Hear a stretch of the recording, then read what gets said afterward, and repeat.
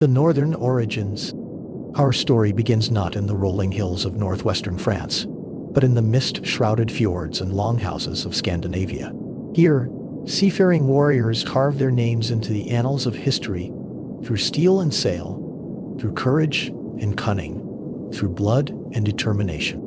Among these Norse raiders, one figure stands paramount in the founding of what would become Normandy. His name was Rollo, though his contemporaries knew him as Ralph the Walker, a Viking chieftain whose physical stature, according to legend, prevented him from riding horses, forcing him to travel on foot even as he commanded fleets that terrorized the coasts of Europe. Rollo's origins remain shrouded in the mists of early medieval historiography. Sources suggest he hailed from either Norway or Denmark, but what remains certain is that by the early 10th century, he had established himself as a formidable leader among the Viking bands that had been ravaging the Seine Valley for decades. Unlike many of his contemporaries who sought quick plunder and retreat, Rollo demonstrated a strategic vision that extended beyond immediate gain. His forces had effectively controlled the lower Seine since approximately 896, establishing fortified positions along the river that allowed them to extract tribute from merchant vessels and launch raids deep into Frankish territory. The political landscape of early 10th century Francia provided the perfect opportunity for a pragmatic solution to what contemporaries called the Viking problem. Charles the Simple, King of West Francia, faced mounting pressure from multiple directions. Viking raids had devastated large portions of his kingdom. Internal nobles challenged his authority at every turn. External enemies threatened his borders from all sides. The traditional Frankish response of military confrontation had proven woefully inadequate against the mobile, well-organized Viking forces, who could strike swiftly and retreat to their river strongholds before effective retaliation could be mounted. Something revolutionary was needed, a completely new approach to this seemingly intractable problem. The negotiations that led to the Treaty of St. Clair-sur-Epte in 911 represented a revolutionary approach to Viking settlement. Rather than continuing the exhausting cycle of raid and reprisal, Charles the Simple opted for a calculated gamble, transforming Viking raiders into Frankish vassals. The treaty granted Rollo and his followers control over the territory around Rouen, extending from the Epte River to the sea.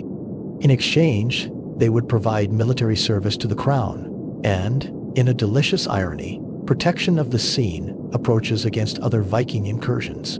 The raiders would become the guardians. The formal ceremony that sealed this agreement followed established Frankish feudal protocols, though with notable modifications that reflected the unique circumstances. Rollo performed the act of homage to Charles, placing his hands between those of the king and swearing fealty. However, contemporary accounts suggest that the proud Viking chieftain initially balked at the requirement to kiss the royal foot, a gesture of ultimate submission. Eventually, he delegated this particular gesture to one of his subordinates. This incident, while perhaps apocryphal, beautifully illustrates the cultural tensions inherent in transforming Norse warriors into Frankish vassals. A war-torn inheritance. The territory granted to Rollo encompassed roughly the modern departments of Seine-Maritime and Eure, a region that had suffered extensive depopulation due to decades of Viking raids. Archaeological evidence from sites like Rouen and Jumièges reveals a landscape marked by abandoned settlements, destroyed monasteries, and disrupted trade networks. The new Norman settlers inherited not a thriving province, but a war-torn frontier requiring extensive rebuilding and reorganization. This was no gift. It was a challenge that would test every aspect of their adaptability and resilience. Rollo's approach to governing his new domain demonstrated remarkable adaptability and political wisdom. Rather than imposing purely Scandinavian customs on the devastated region, he initiated a process of selective cultural integration that would define Norman identity for generations to come. The existing Frankish administrative structure, where it survived, was largely maintained. Norse settlers occupied key positions alongside remaining Gallo-Roman and Frankish officials. This pragmatic approach ensured continuity of governance while gradually introducing Scandinavian elements into the regional power structure. The transformation from Norse raiders to settled feudal lords occurred with surprising rapidity. Within a single generation, Rollo's followers had begun adopting Frankish customs, intermarrying with local populations, and converting to Christianity. The process was neither uniform nor complete. Archaeological evidence suggests that Scandinavian cultural practices persisted in certain areas, particularly in rural settlements and among the warrior elite. Grave goods from 10th century Norman burials reveal a fascinating mixture of Norse and Frankish influences. Viking-style weapons and jewelry are found alongside Christian religious symbols and Frankish ornaments, a material record of cultural synthesis occurring at the most personal level. The Christian transformation. The adoption of Christianity represented perhaps the most significant cultural shift among the Norman settlers. Rollo himself converted, taking the Christian name Robert at his baptism. Though the sincerity and completeness of early Norman conversions remained subjects of scholarly debate, the symbolic importance of this transformation cannot be overstated. The restoration and construction of churches and monasteries became a priority for Norman rulers, not merely as expressions of faith, but as symbols of political legitimacy and cultural integration. The Abbey of Jumièges, destroyed during earlier Viking raids, was rebuilt under Rollo's patronage, establishing a pattern of monastic support that would characterize Norman rule throughout their territories. This wasn't simply about religion. It was about demonstrating to the Frankish population and nobility that the Normans were no longer outsiders, but legitimate participants in Christendom and the European political order. Linguistic evolution. Linguistic transformation accompanied religious conversion in this remarkable cultural synthesis.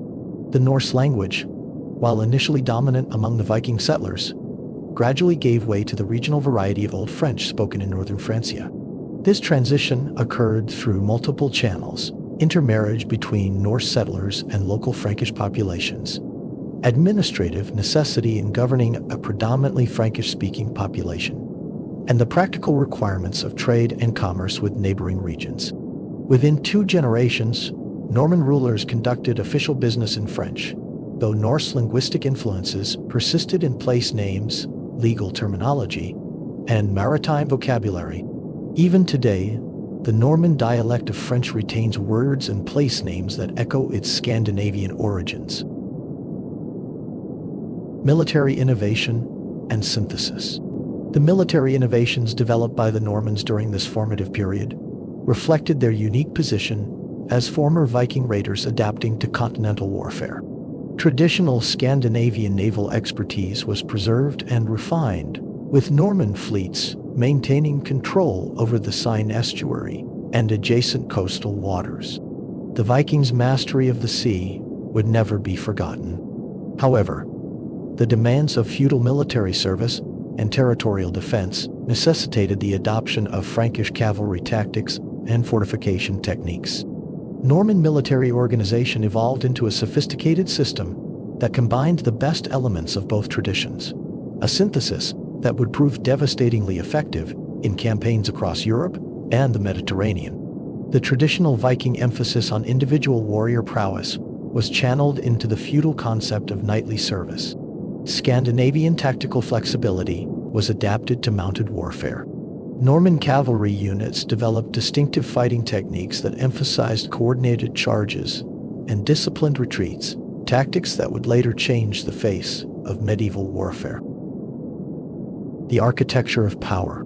Fortification represented another crucial area of Norman innovation. The early settlers inherited a landscape dotted with Roman fortifications and Carolingian defensive works, many of which had fallen into disrepair during the chaotic Viking Age.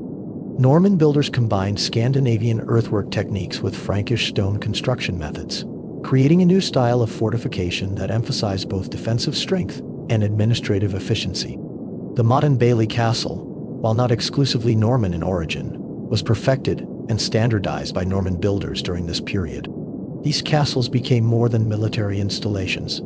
They were symbols of power, centers of administration, and hubs of economic activity. The Norman castle would become one of the most recognizable features of the medieval landscape. Administrative excellence. Administrative innovations paralleled military developments in Norman territories. The Normans inherited the Carolingian administrative structure, but modified it to suit their particular needs and circumstances. The traditional Frankish county system was maintained, but with important modifications that reflected Scandinavian concepts of leadership and territorial organization. Norman administrators developed new methods of record-keeping, taxation, and judicial procedure that would later influence governmental practices throughout their expanding domains. This wasn't simply about collecting taxes. It was about creating stable, effective governance that could support long-term prosperity and military power. William Longsword, the second generation. Under William Longsword, Rollo's son and successor, Norman identity began to crystallize into its distinctive form. William's reign from 927 to 942 marked a crucial period in Norman development, as the second generation of Norman rulers faced the challenge of maintaining their unique cultural identity while fully integrating into Frankish political structures.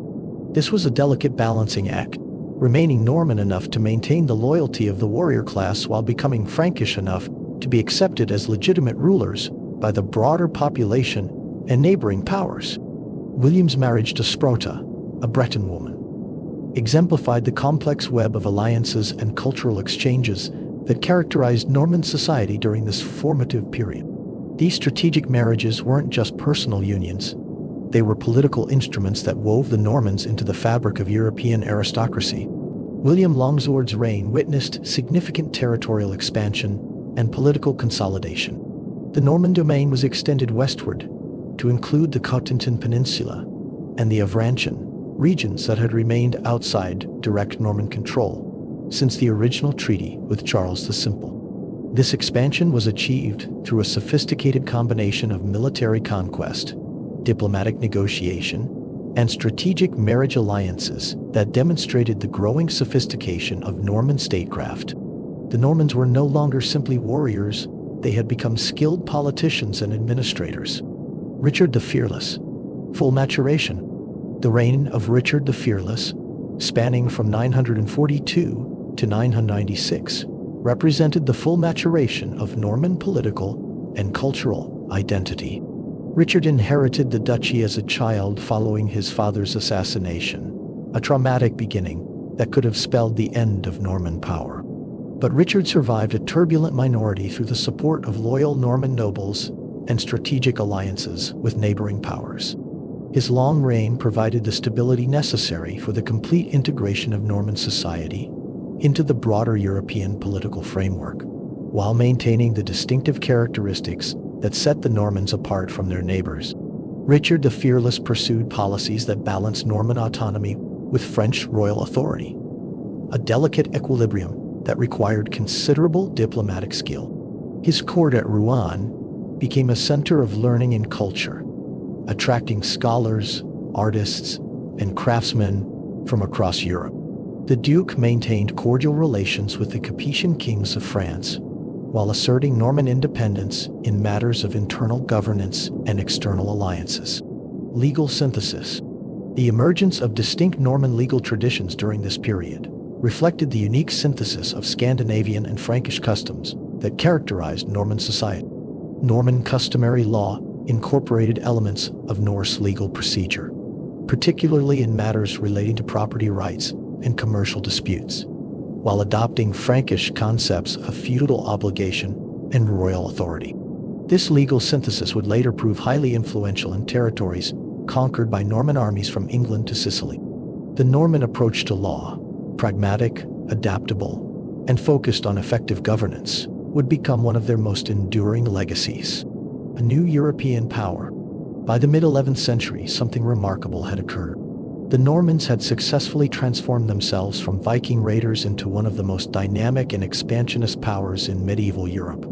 The Duchy of Normandy had become a model of effective feudal governance, combining strong central authority with local administrative efficiency. Norman knights had gained reputations as formidable warriors throughout Europe, their prowess in battle celebrated and feared in equal measure. Norman merchants and craftsmen had established trade networks that extended from Ireland to Constantinople, making Normandy prosperous as well as powerful. The distinctive Norman identity that emerged from this century-and-a-half of cultural synthesis would soon project itself far beyond the boundaries of the duchy itself. As ambitious Norman nobles sought new territories to conquer and govern across the known world, they carried with them the lessons learned in transforming themselves from raiders to rulers. The crisis of 1066. Edward the Confessor. The death of Edward the Confessor on January 5, 1066, precipitated the most complex succession crisis in English history, setting in motion events that would fundamentally transform the political, social, and cultural landscape of medieval Europe. Edward's reign had been marked by increasing Norman influence at the English court, with Norman advisors, clergy, and nobles occupying positions of significant authority. This continental presence created deep tensions within the Anglo-Saxon nobility, particularly with the powerful Godwin family, whose patriarch Godwin of Wessex had been briefly exiled in 1051 following conflicts with Edward's Norman favorites. The stage was set for a confrontation that would decide the fate of England and reshape the destiny of Europe. 3 claimants, 3 visions. The succession question centered on 3 primary claimants, each presenting arguments rooted in different concepts of legitimate royal authority. Each believed they had the right to England's throne. Each was prepared to fight for it. Harald Godwinsson, Earl of Wessex and the most powerful noble in England, claimed the throne based on Edward's deathbed designation and the immediate election by the Witan, the Council of Anglo-Saxon Nobles and Clergy. His position represented the traditional English approach to royal succession, emphasizing the consent of the governed and the practical requirements of immediate leadership during a period of external threats. Harald was a proven military commander, a skilled administrator, and had the support of much of the English nobility.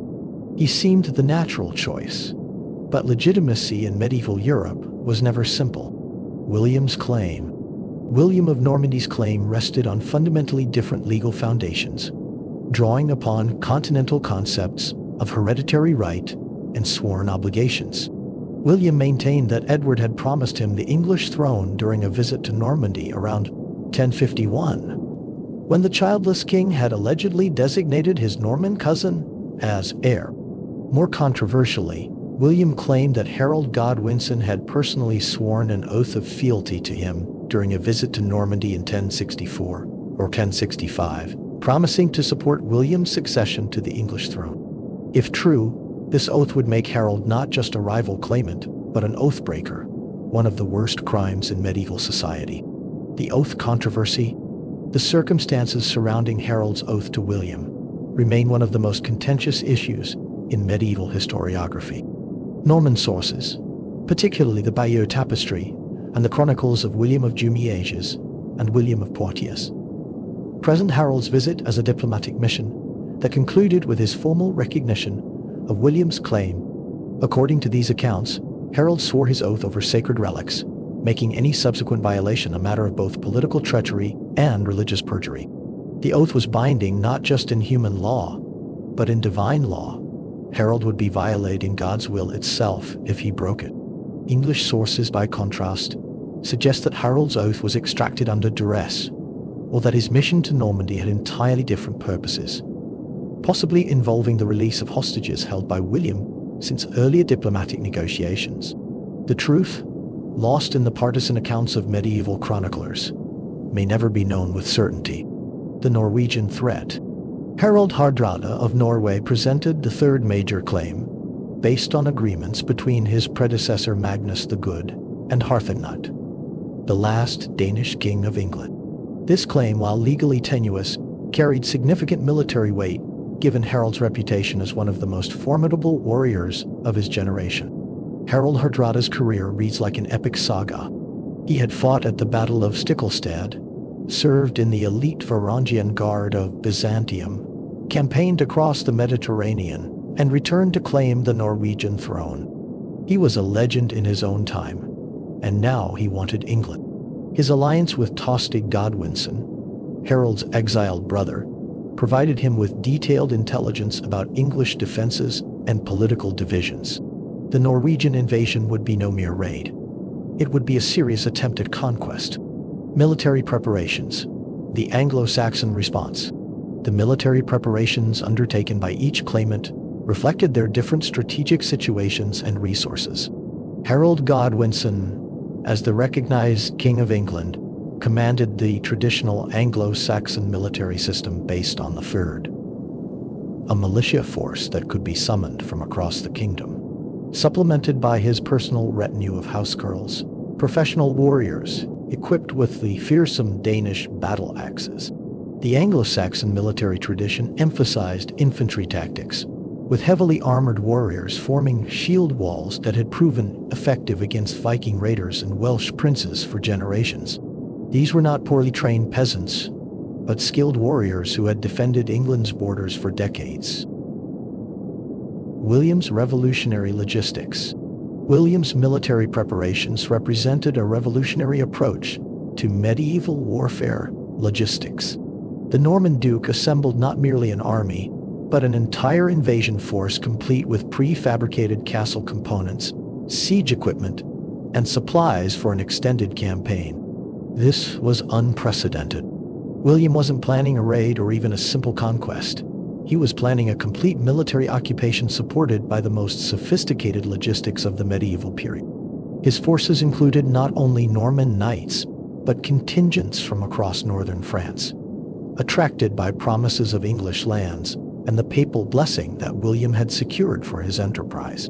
The papal blessing.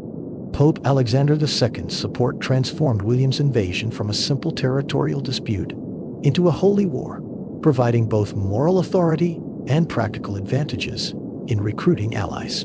The papal endorsement reflected broader ecclesiastical concerns about the state of the English Church under Anglo-Saxon rule. Norman reformers had criticized English clerical practices, particularly the marriage of priests and the appointment of bishops by secular authorities. William's promise to reform the English Church, according to continental standards, aligned with the broader Gregorian reform movement, making his invasion appear as a mission of religious purification rather than mere conquest. With papal blessing, William could claim God was on his side.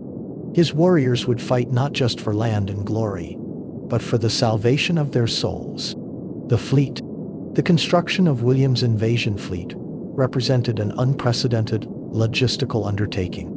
Norman shipwrights, drawing upon their Scandinavian maritime heritage, constructed vessels capable of transporting not only warriors, but their horses, equipment, and supplies across the English Channel. Archaeological evidence suggests that these ships incorporated innovative design features that maximized cargo capacity while maintaining the seaworthiness necessary for channel crossings. The assembly of this fleet required coordinated efforts across multiple Norman ports, with Dive Soma serving as the primary staging area. Building a fleet capable of transporting thousands of men and hundreds of horses across one of the world's most treacherous waterways was an engineering marvel that demonstrated the sophisticated organizational capabilities the Normans had developed. The Norwegian invasion force. Harald Hardrada's invasion preparations followed more traditional Viking patterns, emphasizing speed and surprise over logistical complexity. His fleet of approximately 300 ships represented one of the largest Norse expeditions of the 11th century, drawing warriors from across Norway and allied territories. The Norwegian force included veterans of Harald's Byzantine campaigns, men experienced in siege warfare and unfamiliar tactical situations. Tostig's knowledge of English defensive preparations proved crucial in planning the invasion route and identifying potential landing sites. The summer of 1066. Waiting and watching. The summer of 1066 witnessed a complex strategic dance as the three armies maneuvered for advantage. Harald Godwinsson stationed his forces along the southern coast, anticipating William's invasion while maintaining watch for Harald Hardrada's approach from the north. The Anglo-Saxon king's strategic position was complicated by the seasonal limitations of the Fyrd system. Militia forces could not be maintained indefinitely without disrupting agricultural activities essential for the kingdom's survival. Men needed to return home for the harvest, or England would face famine regardless of who wore the crown. William's invasion was delayed by unfavorable winds that trapped his fleet in Norman ports for several weeks. This delay proved strategically significant, as it forced Harald to dismiss portions of his southern defenses just as Harald Hardrada's fleet appeared off the Yorkshire coast. The winds that kept William trapped in port may have seemed like divine intervention, but they were working against Harald, not for him. The Norwegian landing. The Norwegian invasion began with landings at the mouth of the Humber River, followed by a rapid advance toward York, the second most important city in England. The Battle of Fulford on September 20th, 1066, demonstrated the continued effectiveness of Viking military tactics against traditional Anglo-Saxon forces. Harald Hardrada and Tostig defeated the northern earls Edwin and Morcar, opening the path to York and forcing Harald Godwinsson to march north with his household troops and whatever friared forces could be rapidly assembled. The Norwegian victory at Fulford was comprehensive, with contemporary sources suggesting that the northern English forces were virtually annihilated. This removed a significant portion of England's military strength just weeks before William's landing, a catastrophic blow that Harald Godwinsson would have to address immediately. Harald's response: a forced march. Harald's response to the Norwegian invasion showcased the remarkable mobility and organizational capacity of Anglo-Saxon military administration. The English king covered the 200 miles from London to Yorkshire in approximately 4 days, gathering additional forces during the march while maintaining the element of surprise. This rapid movement allowed Harald to attack the Norwegian forces at Stamford Bridge on September 25, 1066, before they could consolidate their conquest of northern England. The speed of this march remains one of the most impressive military movements in medieval history. Stamford Bridge, the end of the Viking Age. The Battle of Stamford Bridge on September 25, 1066, marked the end of the Viking Age in England. Harald Hardrada fell alongside Tostig and the majority of their forces. The Norwegian defeat was so complete that only 24 ships were required to transport the survivors back to Norway, compared to the 300 vessels that had brought the invasion force. Harald's victory eliminated one of the 3 claimants to the English throne, while demonstrating the continued effectiveness of Anglo-Saxon military organization under competent leadership.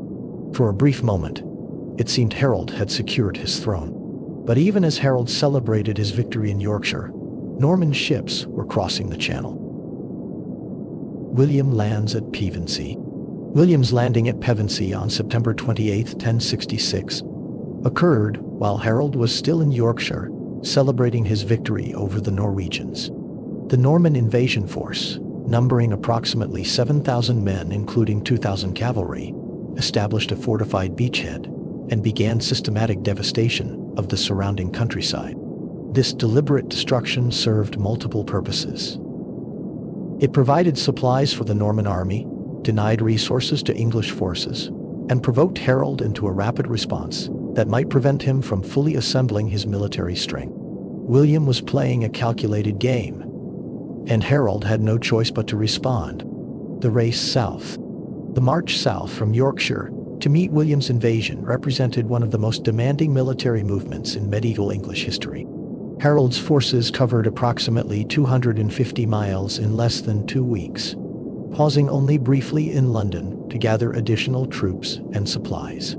The speed of this movement, while strategically necessary, meant that many potential reinforcements were unable to join Harold's army before the decisive battle. Harold's brothers urged him to wait, to gather his full strength. But with William devastating his lands and threatening his crown, Harald felt he had no choice but to march immediately. It was a decision that would change history. The Battle of Hastings, October 14, 1066. The Battle of Hastings on October 14, 1066, represented a clash between 2 fundamentally different military traditions and tactical approaches. This was more than a battle for a crown. It was a confrontation between different ways of making war, different cultures, different futures for England. Harold's army, positioned on Senlac Hill approximately 7 miles northwest of Hastings, arranged in the traditional shield wall formation. This defensive position maximized the advantages of Anglo-Saxon infantry tactics, while minimizing the mobility advantages of Norman cavalry. The shield wall. The Anglo-Saxon shield wall represented the culmination of centuries of tactical development. Heavily armored warriors using interlocked shields created an impenetrable barrier against enemy attacks. The housecarls, professional warriors in royal service, wielded two-handed Danish axes capable of cleaving through mail armor and horseflesh with equal effectiveness. Behind this front rank, third spearmen provided additional depth and missile support, while archers and slingers harassed enemy formations from the flanks. This formation had defended England for generations, and Harold trusted it with his life and his kingdom.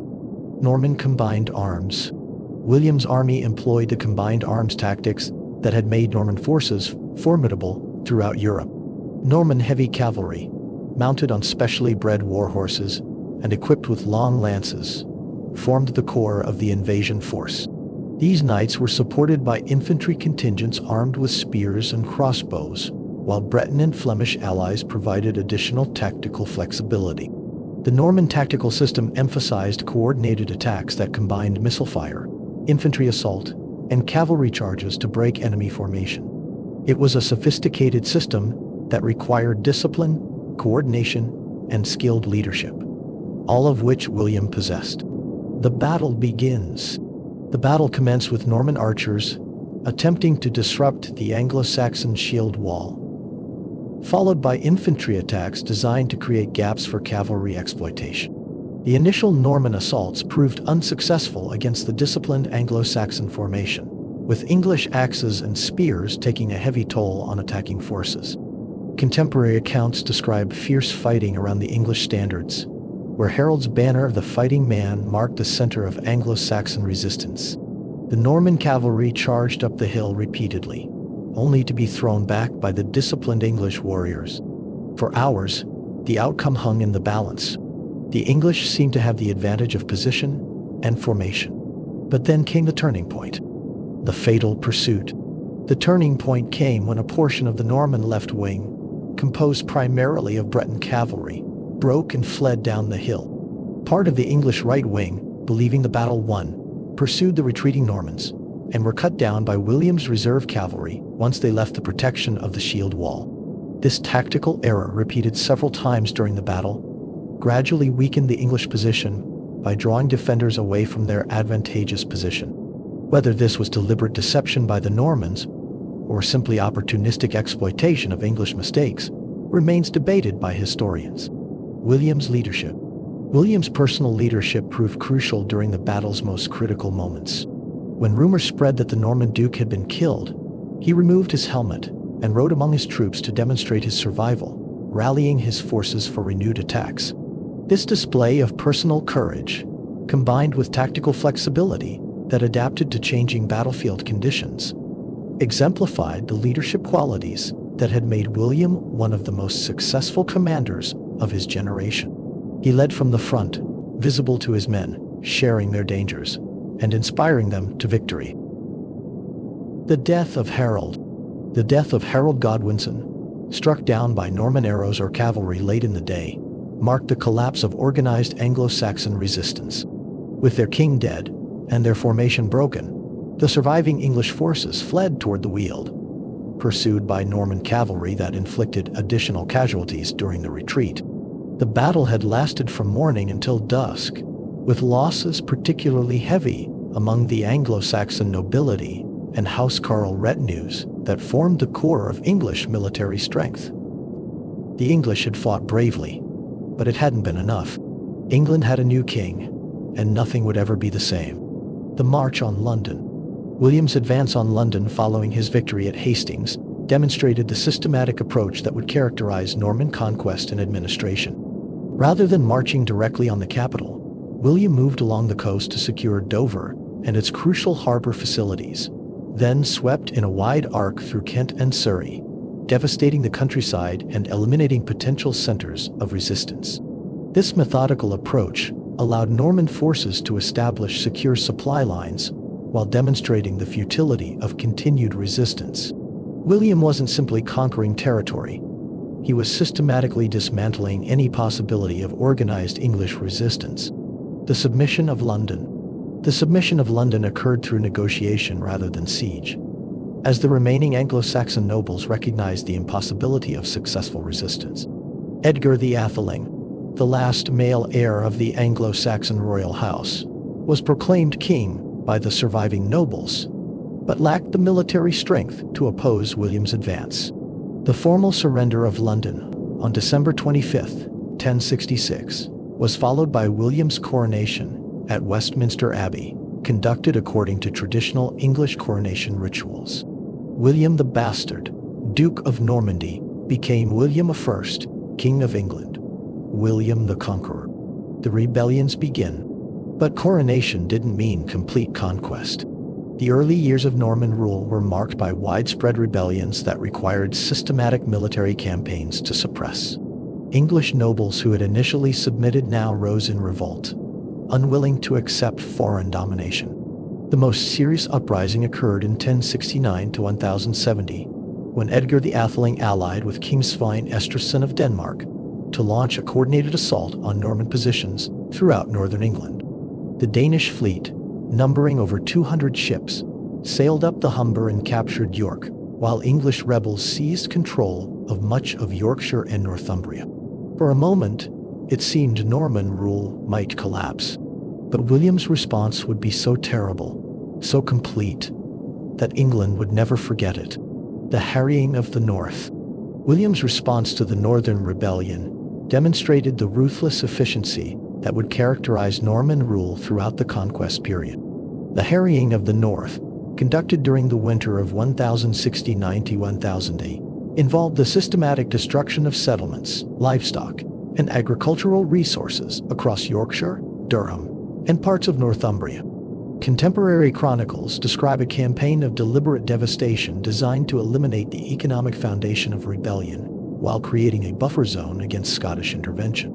This wasn't just military action. It was systematic, calculated destruction intended to break English resistance forever. A landscape of devastation. The scale of destruction during the harrying of the North was unprecedented in English history. Norman forces burned villages, slaughtered livestock, destroyed grain stores, and poisoned wells across a region, extending from the Humber to the Tees. Archaeological evidence supports contemporary accounts of widespread abandonment of settlements, with many villages not reoccupied for decades after the campaign. The Domesday Book, compiled 20 years later, records vast areas of northern England as waste, indicating the long-term demographic and economic impact of William's scorched earth tactics. The harrying of the North broke English resistance, but at a terrible cost. Thousands died, not in battle, but from starvation during the brutal winter that followed. It was effective, ruthless, and unforgettable. Castles, symbols of conquest. The construction of castles represented perhaps the most visible symbol of Norman conquest and control. Within 20 years of Hastings, the Normans had constructed over 500 castles throughout England, fundamentally altering both the physical and political landscape of the kingdom. These fortifications served multiple purposes, providing secure bases for Norman garrisons, controlling important river crossings and road junctions, and demonstrating Norman power to potentially rebellious populations. Every castle was a statement. We are here. We are in control. Resistance is feudal. Speed of construction. Norman castle construction in England initially followed the motte and bailey pattern perfected in Normandy, featuring artificial mounds topped by wooden towers and surrounded by fortified enclosures. The speed of construction was remarkable, with contemporary sources indicating that major castles could be completed within weeks using impressed local labor and prefabricated components. The Tower of London, begun immediately after the conquest, exemplified Norman architectural ambition, combining defensive strength with symbolic grandeur to overawe the conquered population. It stood as a permanent reminder of Norman power, and still stands today. The replacement of the English nobility.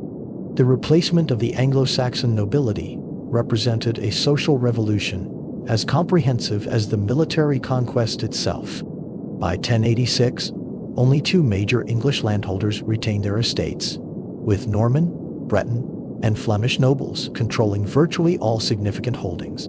This transformation occurred through a combination of conquest, confiscation, and strategic redistribution designed to reward William's supporters while eliminating potential centers of English resistance.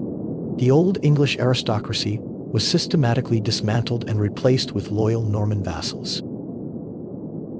The Feudal Revolution. The introduction of continental feudalism revolutionized English land tenure and military organization. The Anglo-Saxon system of Buckland and Falkland gave way to Norman concepts of feudal tenure, where all land was held ultimately from the king in exchange for specified military and financial obligations. This transformation required detailed surveys of landholding and population, culminating in the compilation of the Domesday Book between 1085 and 86. The Domesday Survey. The Domesday Survey represented an unprecedented administrative undertaking, recording the ownership, value, and obligations of virtually every piece of land in England. Royal commissioners traveled throughout the kingdom, gathering information from local juries and cross-referencing their findings to ensure accuracy. The resulting record provided William with detailed knowledge of his kingdom's resources, while establishing the legal foundation for feudal tenure. Nothing like it existed anywhere else in Europe. It was a testament to Norman administrative sophistication and thoroughness. Ecclesiastical transformation. The ecclesiastical transformation of England paralleled the secular conquest, as Norman bishops and abbots replaced Anglo-Saxon church leaders throughout the kingdom. Lanfranc of Beek, appointed Archbishop of Canterbury in 1070, spearheaded comprehensive reforms that aligned English church practices with continental standards. These changes included the enforcement of clerical celibacy, the reorganization of diocesan boundaries, and the introduction of canon law based on Roman precedents. The English church, like English society, was being remade in the Norman image. Legal innovation. Norman legal innovations fundamentally altered English judicial procedures and concepts of royal authority. The Anglo-Saxon system of local courts and customary law was supplemented by royal courts applying Norman legal principles, while the concept of the king's peace was extended throughout the realm. Forest law, imported from Normandy, restricted hunting rights and imposed severe penalties for violations, generating significant revenue while symbolizing royal authority over the natural landscape. Even the forests belonged to the king now. Economic transformation. The economic transformation of England under Norman rule reflected both the disruption of conquest and the benefits of integration into continental trade networks. The systematic replacement of Anglo-Saxon coinage with Norman designs facilitated trade with the continent, while the establishment of new markets and towns encouraged commercial development. The construction of castles and cathedrals provided employment for craftsmen and laborers, while the demand for luxury goods by the Norman elite stimulated artisanal production. Despite the violence of conquest, Norman rule brought economic integration with the broader European economy. Conclusion: a new world order. The transformation of England under Norman rule created ripple effects that extended far beyond the boundaries of William's new kingdom. While the conqueror consolidated his hold on English territories, other Norman nobles sought opportunities for advancement and conquest in distant lands. The restless energy that had driven Viking raiders across the seas now propelled Norman knights toward new frontiers, carrying with them the military innovations and administrative expertise that had proven so effective in England. Among these adventurers, none would achieve greater success than those who turned their attention to the fractured political landscape of southern Italy and Sicily. There, in the sun-drenched lands of the Mediterranean, Norman warriors would create kingdoms that rivaled anything achieved in England. Kingdoms that would become crucibles of cultural synthesis, centers of learning, and bastions of Christian power against the Muslim world. The story of the Normans in the Mediterranean, their conquest of Sicily, their role in the Crusades, and their creation of one of medieval Europe's most sophisticated multicultural kingdoms. That extraordinary tale of adventure, conquest, and cultural synthesis awaits us in part 2. For now, we leave England transformed. The Viking raiders who once terrorized the coasts of Europe had become the Normans, masters of adaptation, innovation, and conquest. They had conquered Normandy through treaty, England through battle, and would soon extend their reach across the Mediterranean world. The Norman century had only just begun, and its greatest achievements still lay ahead. But that is a story that will have to wait for a little while. First, I would like to take the opportunity to ask you where you are listening from. What part of the world you are in tonight. I'm always fascinated when I see that people in the US are listening to my stories, or that someone in India have found my channel. So please tell me in the comments. I am genuinely interested. Well, enough of that now. Let's continue. Where were we? I remember now. We witnessed the extraordinary transformation of Viking raiders into Norman rulers. From Rollo's settlement in Normandy to William the Conqueror's triumph at Hastings, we saw how the Normans mastered the art of adaptation, creating sophisticated administrative systems and military innovations that changed the face of medieval Europe. But the story of Norman ambition doesn't end in England. Even as William consolidated his conquest, other Norman warriors were turning their gaze southward, toward the sun-drenched lands of the Mediterranean, where opportunity and fortune awaited those bold enough to seize them. What follows is perhaps the most remarkable chapter in the Norman saga, a tale of adventurers who carved kingdoms from the fractured political landscape of southern Italy and Sicily, crusaders who established principalities in the Holy Land, and rulers who created one of medieval Europe's most sophisticated multicultural civilizations. The military organization of Antioch. The military organization of the Principality of Antioch represented a fascinating synthesis of traditional Norman feudal structures, with adaptations necessitated by the unique strategic situation of a crusading state surrounded by Muslim territories. The establishment of a feudal hierarchy based on military service obligations provided the foundation for territorial defense. But this was no simple transplantation of European feudalism to the east. The recruitment of local Christian warriors, Armenians, Syrian Christians, and Greeks, and even the employment of Muslim mercenaries reflected practical necessities that transcended religious and cultural boundaries. This was survival, pure and simple. Ideology was a luxury the Normans couldn't always afford. The integration of Eastern military techniques and equipment into Norman tactical systems demonstrated the same adaptability that had enabled Norman success in diverse military environments, from England to Sicily.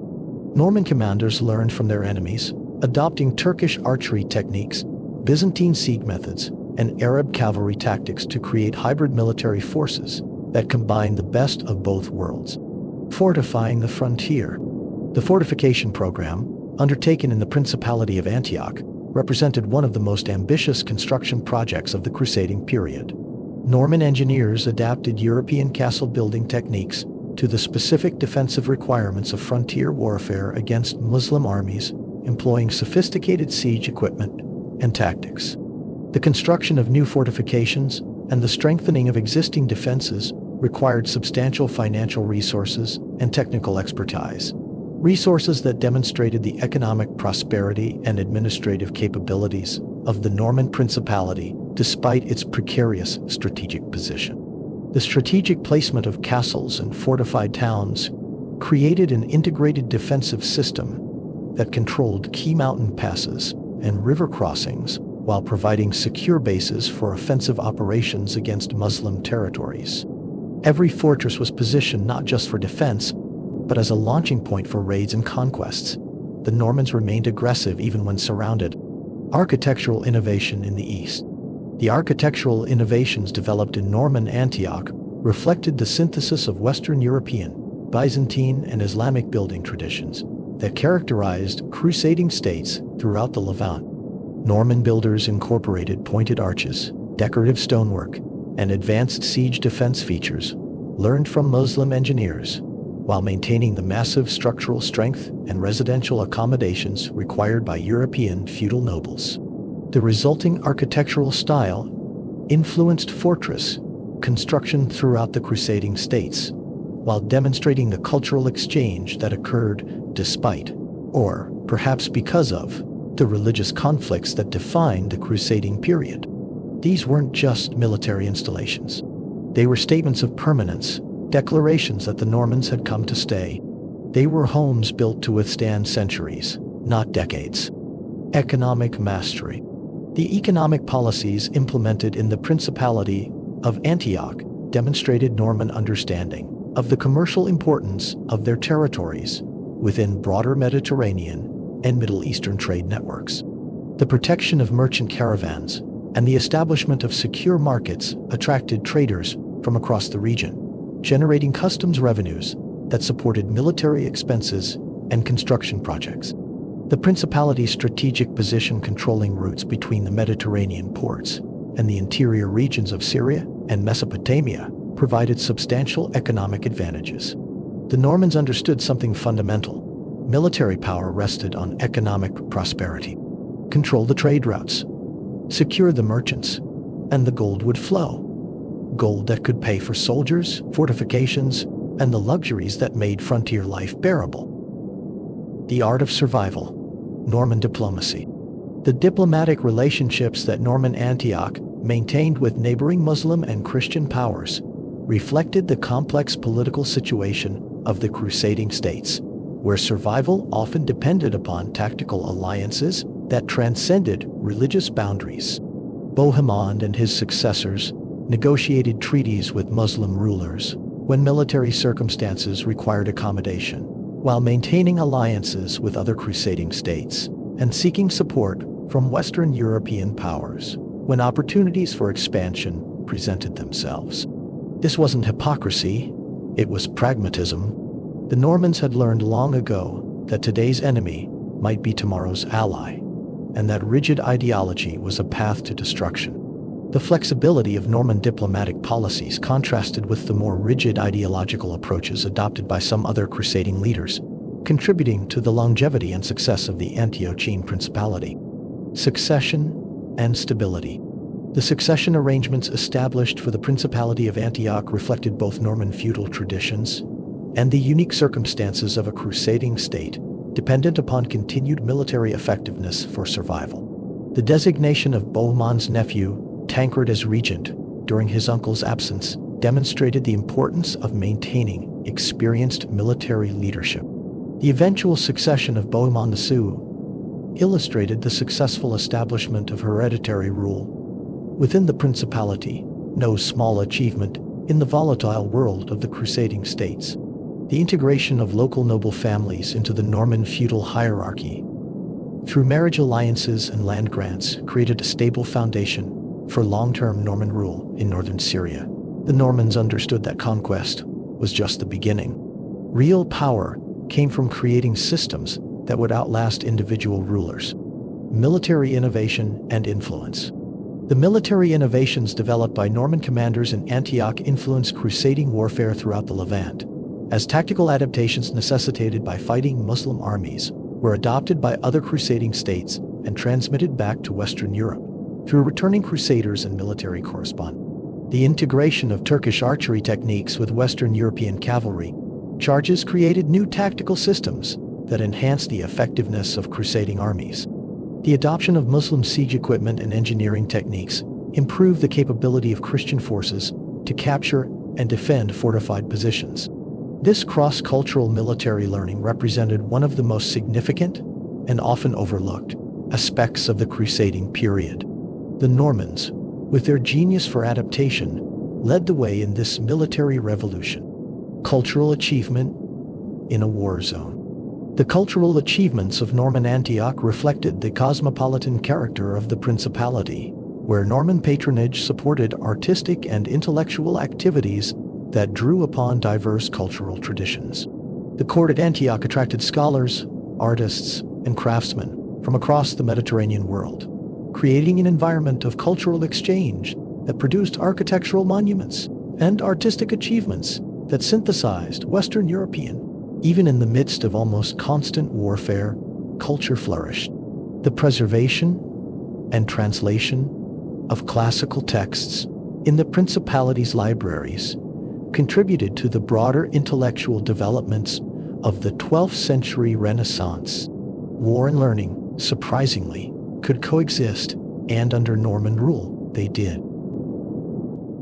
The Angevin Empire. a new chapter.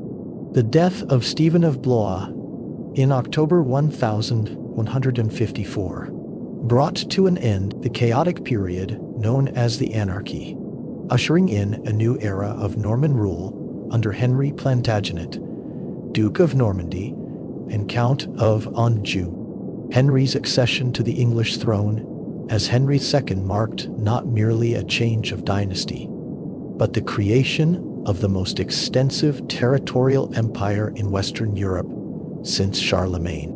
The young king, barely 21 years old, inherited a realm that stretched from the Scottish borders to the Pyrenees, encompassing England, Normandy, Anjou, Maine, Touraine, and through his marriage to Eleanor of Aquitaine, the vast duchies of Aquitaine and Gascony.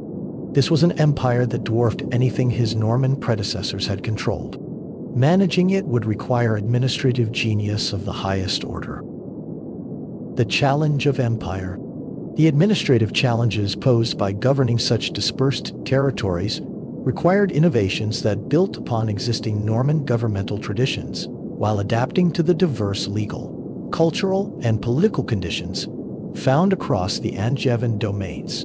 Henry II inherited administrative systems that had been refined through nearly a century of Norman rule in England, where the Conqueror's successors had developed sophisticated mechanisms for royal revenue collection, judicial administration, and military organization. The extension of these proven administrative techniques to continental territories created unprecedented opportunities for governmental efficiency and royal control. But it also created unprecedented challenges.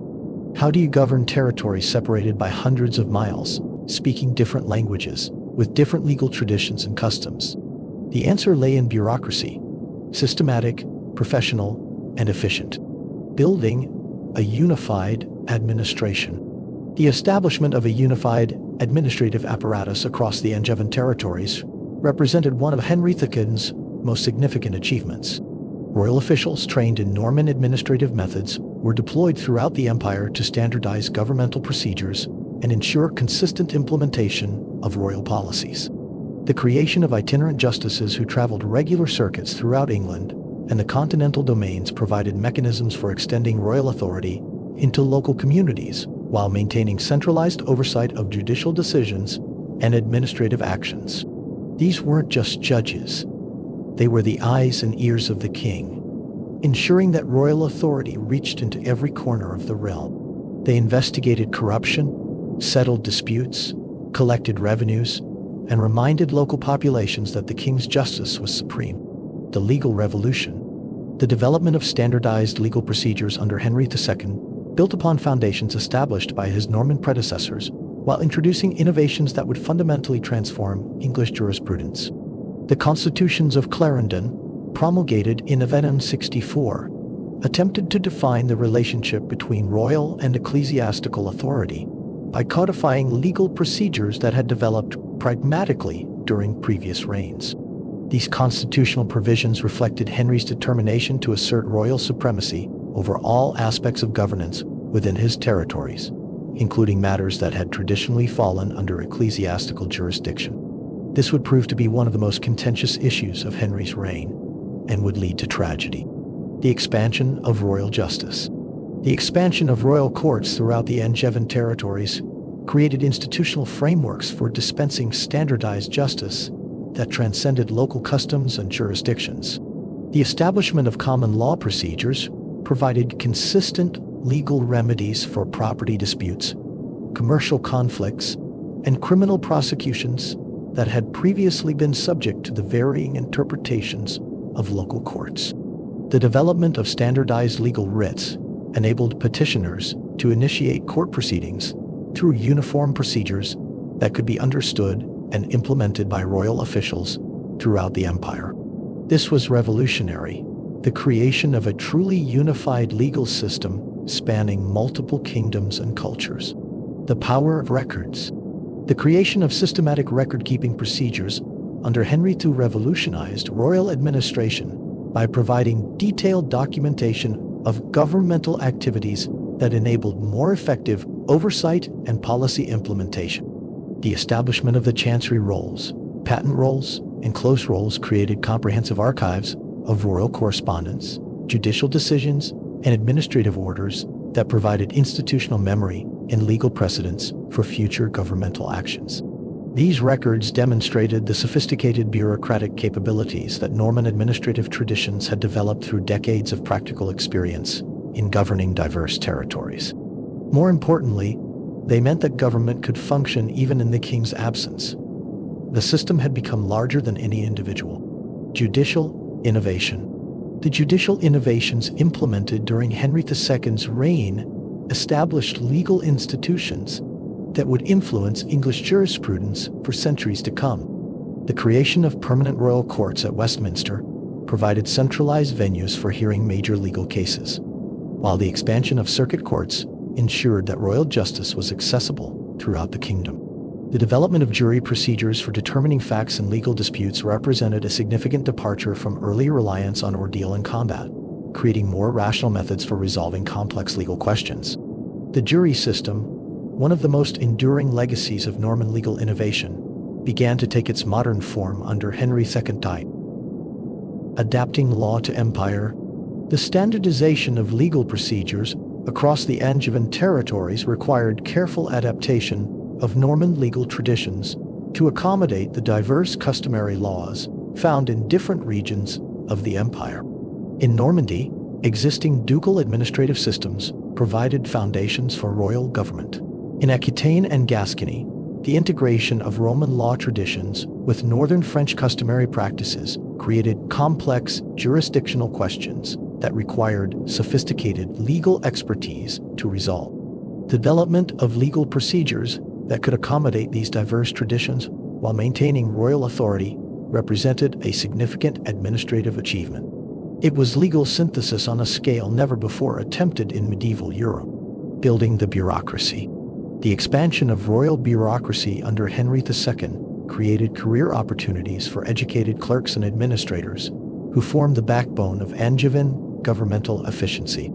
The recruitment of personnel from cathedral schools and emerging universities provided the crown with administrators possessing the literacy and numerical skills necessary for complex record-keeping and financial management. The development of standardized administrative procedures enabled these officials to transfer between different territories within the empire while maintaining consistent governmental operation. This professional civil service, trained, literate, and loyal to the crown rather than local magnates, represented a fundamental shift in medieval governance. Financial innovation. The financial innovations implemented during Henry II's reign built upon Norman fiscal traditions while adapting to the increased complexity of governing multiple territories with different monetary systems and taxation practices. The development of the exchequer system provided sophisticated mechanisms for royal revenue collection and expenditure tracking that enabled more effective financial management across the diverse territories of the Angevin Empire. The creation of standardized accounting procedures allowed royal officials to monitor revenues and expenditures with unprecedented precision. The exchequer, named for the checkered cloth on which calculations were performed, became one of the most sophisticated financial institutions in medieval Europe. Military obligations and reform. The military obligations imposed upon feudal tenants throughout the Angevin territories reflected both traditional Norman service requirements and adaptations necessitated by the empire's extensive frontiers and diverse strategic challenges. The scutage system, which allowed monetary payments in lieu of personal military service, provided royal treasuries with flexible resources for hiring professional soldiers and financing extended campaigns across multiple theaters of operation. The development of professional military forces supplemented traditional feudal levies while providing more reliable military capabilities for defending the empire's extensive borders. The age of the purely feudal army was ending. The age of professional soldiers was beginning. The Becket crisis, challenge to royal authority. The conflict between Henry II and Thomas Becket represented the most serious challenge to royal authority during the early Angevin period, highlighting fundamental tensions between secular and ecclesiastical concepts of governmental supremacy. Becket's transformation from royal chancellor to uncompromising defender of ecclesiastical privileges created a personal and political crisis that threatened to undermine Henry's carefully constructed administrative systems. The archbishop's insistence on ecclesiastical immunity from royal jurisdiction challenged basic principles of Norman royal authority that had been established through decades of practical governance. This wasn't just a political dispute. It was a fundamental clash over the nature of power itself, the making of a crisis. The appointment of Thomas Becket as Archbishop of Canterbury in 1162 reflected Henry's confidence that his former chancellor would support royal policies regarding ecclesiastical administration and clerical privileges. Becket's previous service as chancellor had demonstrated his administrative capabilities and apparent loyalty to royal interests, making his subsequent opposition to Henry's ecclesiastical policies both unexpected and particularly threatening to royal authority. The transformation of the king's closest advisor into his most implacable opponent created a crisis that tested the stability of Anjuvin governmental institutions. How had it come to this? The answer lay in the clash between two strong-willed men, each convinced of the righteousness of his cause. The Constitutions of Clarendon. The Constitutions of Clarendon represented Henry's systematic attempt to define the boundaries between royal and ecclesiastical authority by codifying practices that had developed during previous reigns. The 16 clauses of the Constitutions addressed specific areas of jurisdictional conflict, including the trial of criminous clerks, appeals to Rome, and the movement of ecclesiastical personnel. Becket's initial acceptance, followed by subsequent repudiation of these provisions, created a constitutional crisis that threatened the legal foundations of royal government throughout the Angevin territories. The archbishop had drawn a line in the sand, and Henry could not afford to let it stand. Exile and resistance. The exile of Thomas Becket from 1164 to 1000 demonstrated both the international dimensions of the conflict and the limitations of royal authority when confronted by determined ecclesiastical opposition supported by papal authority. Becket's residence at the Cistercian Abbey of Pontigny, and later at Sens, provided him with platforms for organizing opposition to Henry's ecclesiastical policies, while maintaining communication networks with supporters throughout the Angevin territories. The archbishop's ability to sustain his resistance, despite royal pressure, illustrated the continuing strength of ecclesiastical institutions and international support networks. The church could protect its own, even against the most powerful king in Christendom. Murder in the Cathedral. The murder of Thomas Becket in Canterbury Cathedral on December 29, 17, created a martyrdom that transformed a political dispute into a religious crisis with international ramifications. The four knights who killed the archbishop claimed to be acting on Henry's behalf, though the king's exact role in ordering or encouraging the murder remains historically controversial. The immediate transformation of Becket into a popular saint created a cult that challenged royal authority while providing focal points for opposition to Angevin governmental policies. The words "will no one rid me of this turbulent priest," whether spoken or not, would haunt Henry for the rest of his life. Royal penance. The penance performed by Henry II at Becket's tomb in July of 1174 represented a dramatic acknowledgement of the limitations of royal authority when confronted by popular religious sentiment and ecclesiastical opposition. The king's public submission to ecclesiastical punishment, stripped to the waist and scourged by monks, demonstrated the continuing power of the church to constrain royal actions even at the height of Angevin administrative development. The compromise arrangements that followed Becket's martyrdom established precedents for ecclesiastical autonomy that would influence church-state relations throughout the medieval period. Henry had lost this battle, and the memory of that loss would shape English politics for generations. The Great Revolt, testing the system. The Great Revolt of 1173 to 1174 tested the stability of Angevin governmental institutions when Henry's sons, supported by the French king and disaffected nobles, challenged royal authority across multiple territories simultaneously.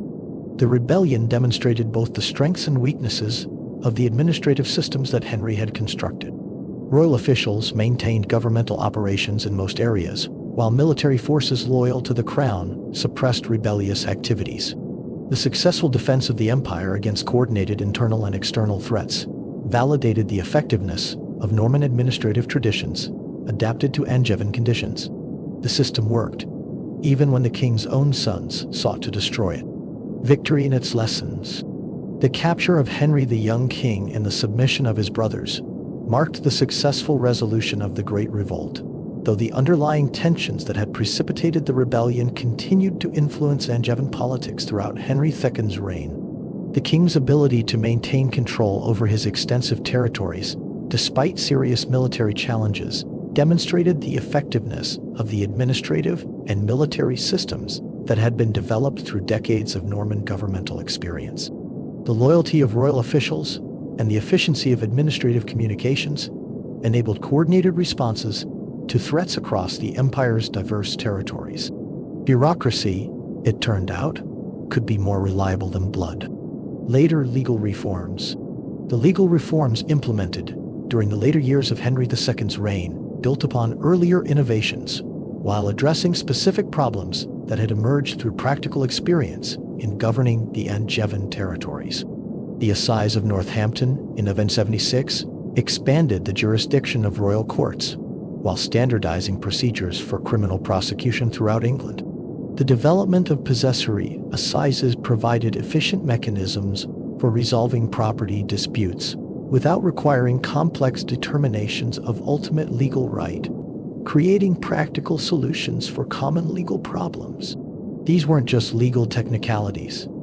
They were tools that ordinary people could use to seek justice. Henry's administrative legacy.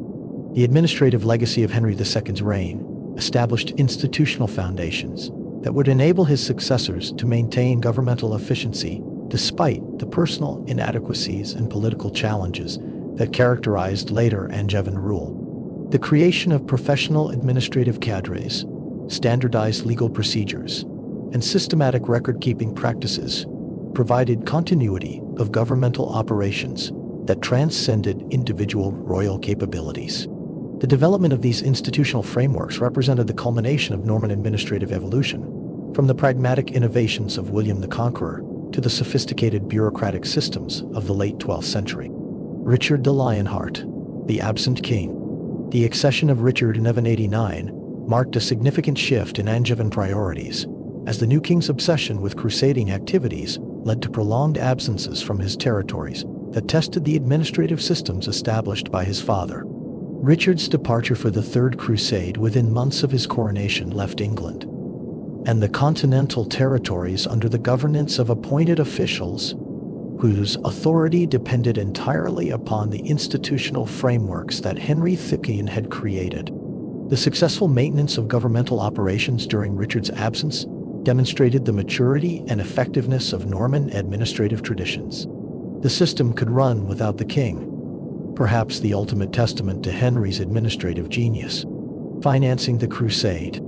The financial demands imposed by Richard's crusading activities required unprecedented levels of taxation and revenue collection that strained the fiscal systems developed during Henry II's reign. The implementation of the Saladin tithe and other extraordinary levies tested the capacity of royal administrative machinery, while demonstrating the sophisticated revenue collection capabilities that had been developed through decades of Norman fiscal innovation.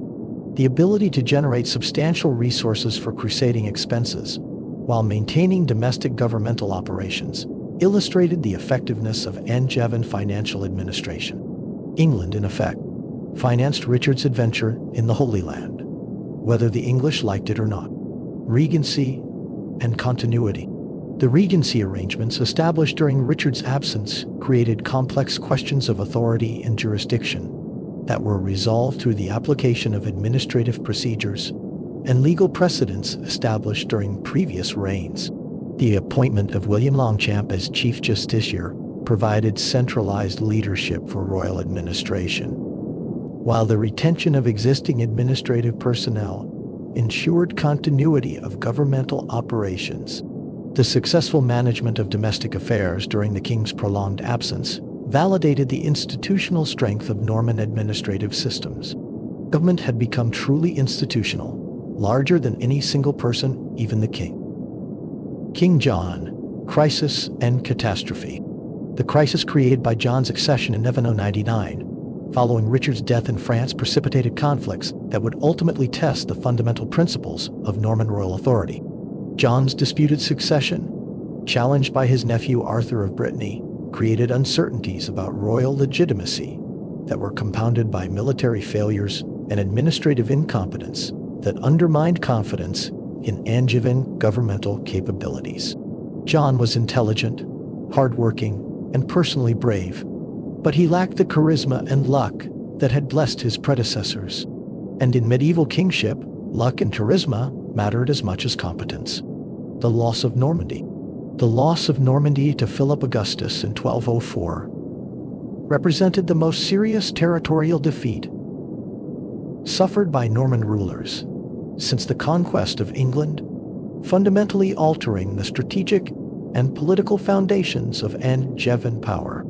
The military campaigns that led to the loss of Normandy demonstrated both the strategic vulnerabilities of the Angevin Empire and the limitations of administrative efficiency when confronted by determined external pressure and internal disloyalty. Philip Augustus's systematic conquest of Norman strongholds revealed weaknesses in the defensive systems that had protected the duchy for over a century, while the defection of Norman nobles to the French crown illustrated the fragility of feudal loyalties when royal leadership proved inadequate. The fall of Chateau Gauyar. The fall of Chateau Gauyar in March 1204 symbolized the collapse of Norman resistance and the end of the territorial connection between England and Normandy that had defined Anglo-Norman identity since 1066. The Saucy Castle, as Richard the Lionheart had proudly called his greatest architectural achievement, had fallen after a siege that demonstrated French military superiority. With it fell the last realistic hope of holding Normandy. The duchy that Rollo had founded nearly 3 centuries earlier was now part of France. The Norman connection was severed forever. Administrative consequences. The administrative consequences of losing Normandy required fundamental adjustments to governmental systems that had been designed to coordinate policies across the English Channel. The separation of English and Norman administrative apparatus necessitated the development of new institutional arrangements for governing territories that could no longer be administered as integrated units. The retention of Norman administrative personnel and procedures in England demonstrated the deep roots that continental governmental traditions had established during nearly a century and a half of Anglo-Norman rule. England might have lost Normandy, but it kept Norman methods of governance. Fiscal crisis and alienation. The fiscal crisis that developed during John's reign reflected both the extraordinary military expenses required for defending the Angevin territories and the king's inability to maintain the administrative efficiency that had characterized his father's government. The implementation of unprecedented taxation levels alienated both ecclesiastical and secular elites while failing to generate sufficient resources for successful military campaigns. The breakdown of consensual relationships between the crown and its major subjects created political tensions that would ultimately culminate in armed rebellion and constitutional crisis. John was squeezing his subjects dry, and they were beginning to resist. Papal interdict and submission. The interdict imposed by Pope Innocent III from 1208 to 1214 created a religious and political crisis that tested the fundamental assumptions of royal authority that had been established through Norman governmental traditions. The suspension of religious services throughout England challenged royal legitimacy while providing focal points for opposition to John's policies.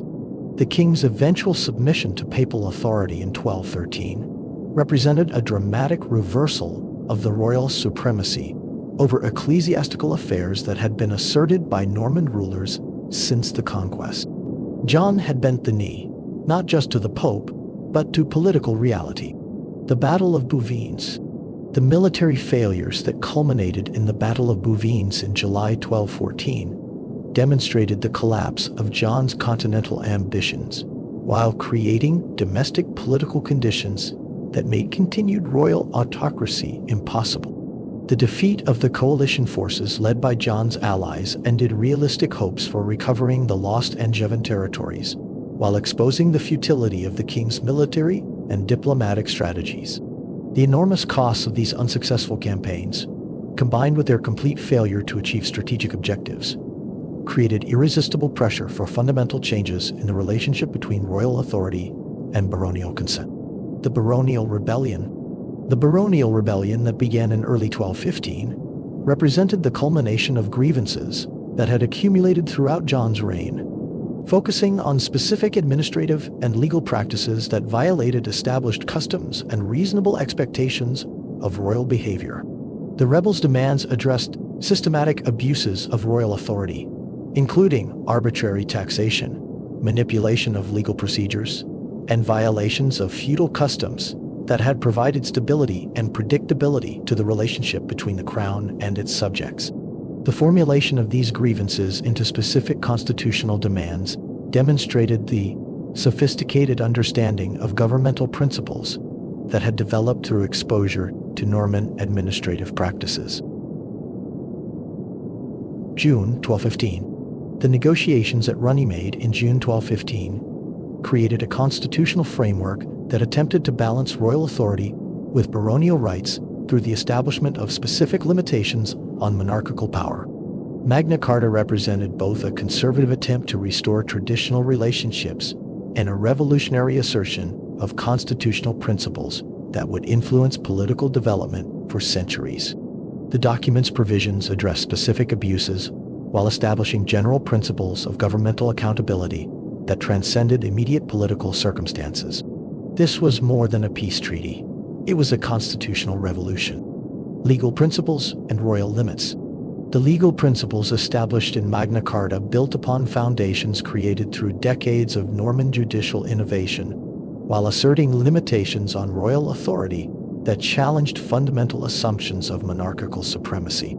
The guarantee that justice would not be sold, denied, or delayed represented a direct response to John's manipulation of legal procedures.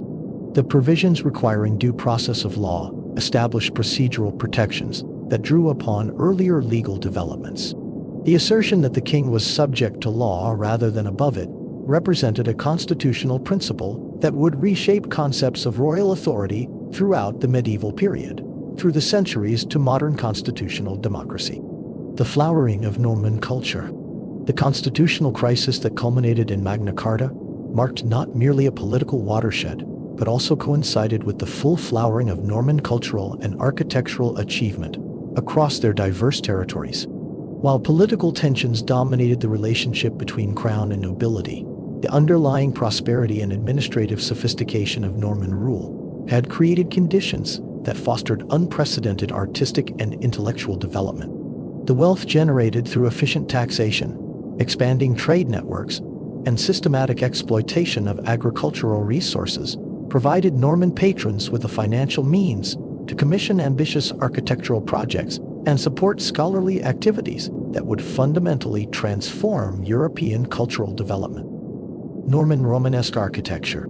The emergence of Norman Romanesque architecture represented perhaps the most visible manifestation of Norman cultural achievement, as massive stone structures rose throughout their territories to proclaim both divine glory and earthly power. The architectural revolution began in Normandy itself, where the great abbey churches of Caen established design principles that would influence construction throughout the Norman world. The Abbey Church of Saint Etienne, begun around 1060 under the patronage of William the Conqueror, demonstrated the sophisticated engineering capabilities that Norman builders had developed through their experience in castle construction, while incorporating decorative elements that reflected the cosmopolitan influences flowing through Norman territories. Innovation at Caen. The architectural innovations pioneered at Caen combined structural advances with aesthetic refinements that created a distinctly Norman interpretation of Romanesque design. The massive western towers, rising over 250 feet above the surrounding countryside, employed advanced construction techniques that distributed enormous structural loads through carefully calculated stone coursing and buttressing systems. The interior elevation, with its three-story arrangement of arcade, gallery, and clerestory, created vertical emphasis that drew the eye upward while providing practical solutions for supporting the stone vaulting that covered the nave. The integration of decorative sculpture with structural elements demonstrated the sophisticated artistic sensibilities that had developed within Norman patronage networks. International influence. The construction techniques employed at Saint-Étienne reflected the international character of Norman building projects, as master masons from across Europe contributed specialized knowledge to the ambitious undertaking. The precise stone cutting required for the complex geometric patterns that decorated the church's facades drew upon traditions developed in the Loire Valley, while the engineering solutions for supporting the massive stone vaults incorporated innovations learned from Lombard builders working in northern Italy. The systematic organization of construction crews and the standardization of building components enabled the rapid completion of major sections while maintaining consistent quality throughout the enormous structure. Durham Cathedral. Norman power in stone. The architectural principles established at Caen were rapidly transmitted throughout the Norman territories, creating a coherent stylistic tradition that adapted to local conditions while maintaining recognizable characteristics. In England, the construction of Durham Cathedral, begun in 93, represented the most ambitious application of Norman Romanesque principles to an English setting. The cathedral's innovative ribbed vaulting system, among the earliest successful implementations of this technique in Europe, demonstrated the continued evolution of Norman architectural expertise through practical experimentation and technical innovation. Durham's strategic significance. Durham Cathedral's architectural significance extended far beyond its role as a religious center. The building represented a comprehensive statement of Norman cultural authority in northern England. The cathedral's massive scale, with its nave extending over 400 feet in length and its central tower rising nearly 220 feet above the river Wear, created an imposing presence that dominated the surrounding landscape for miles in every direction.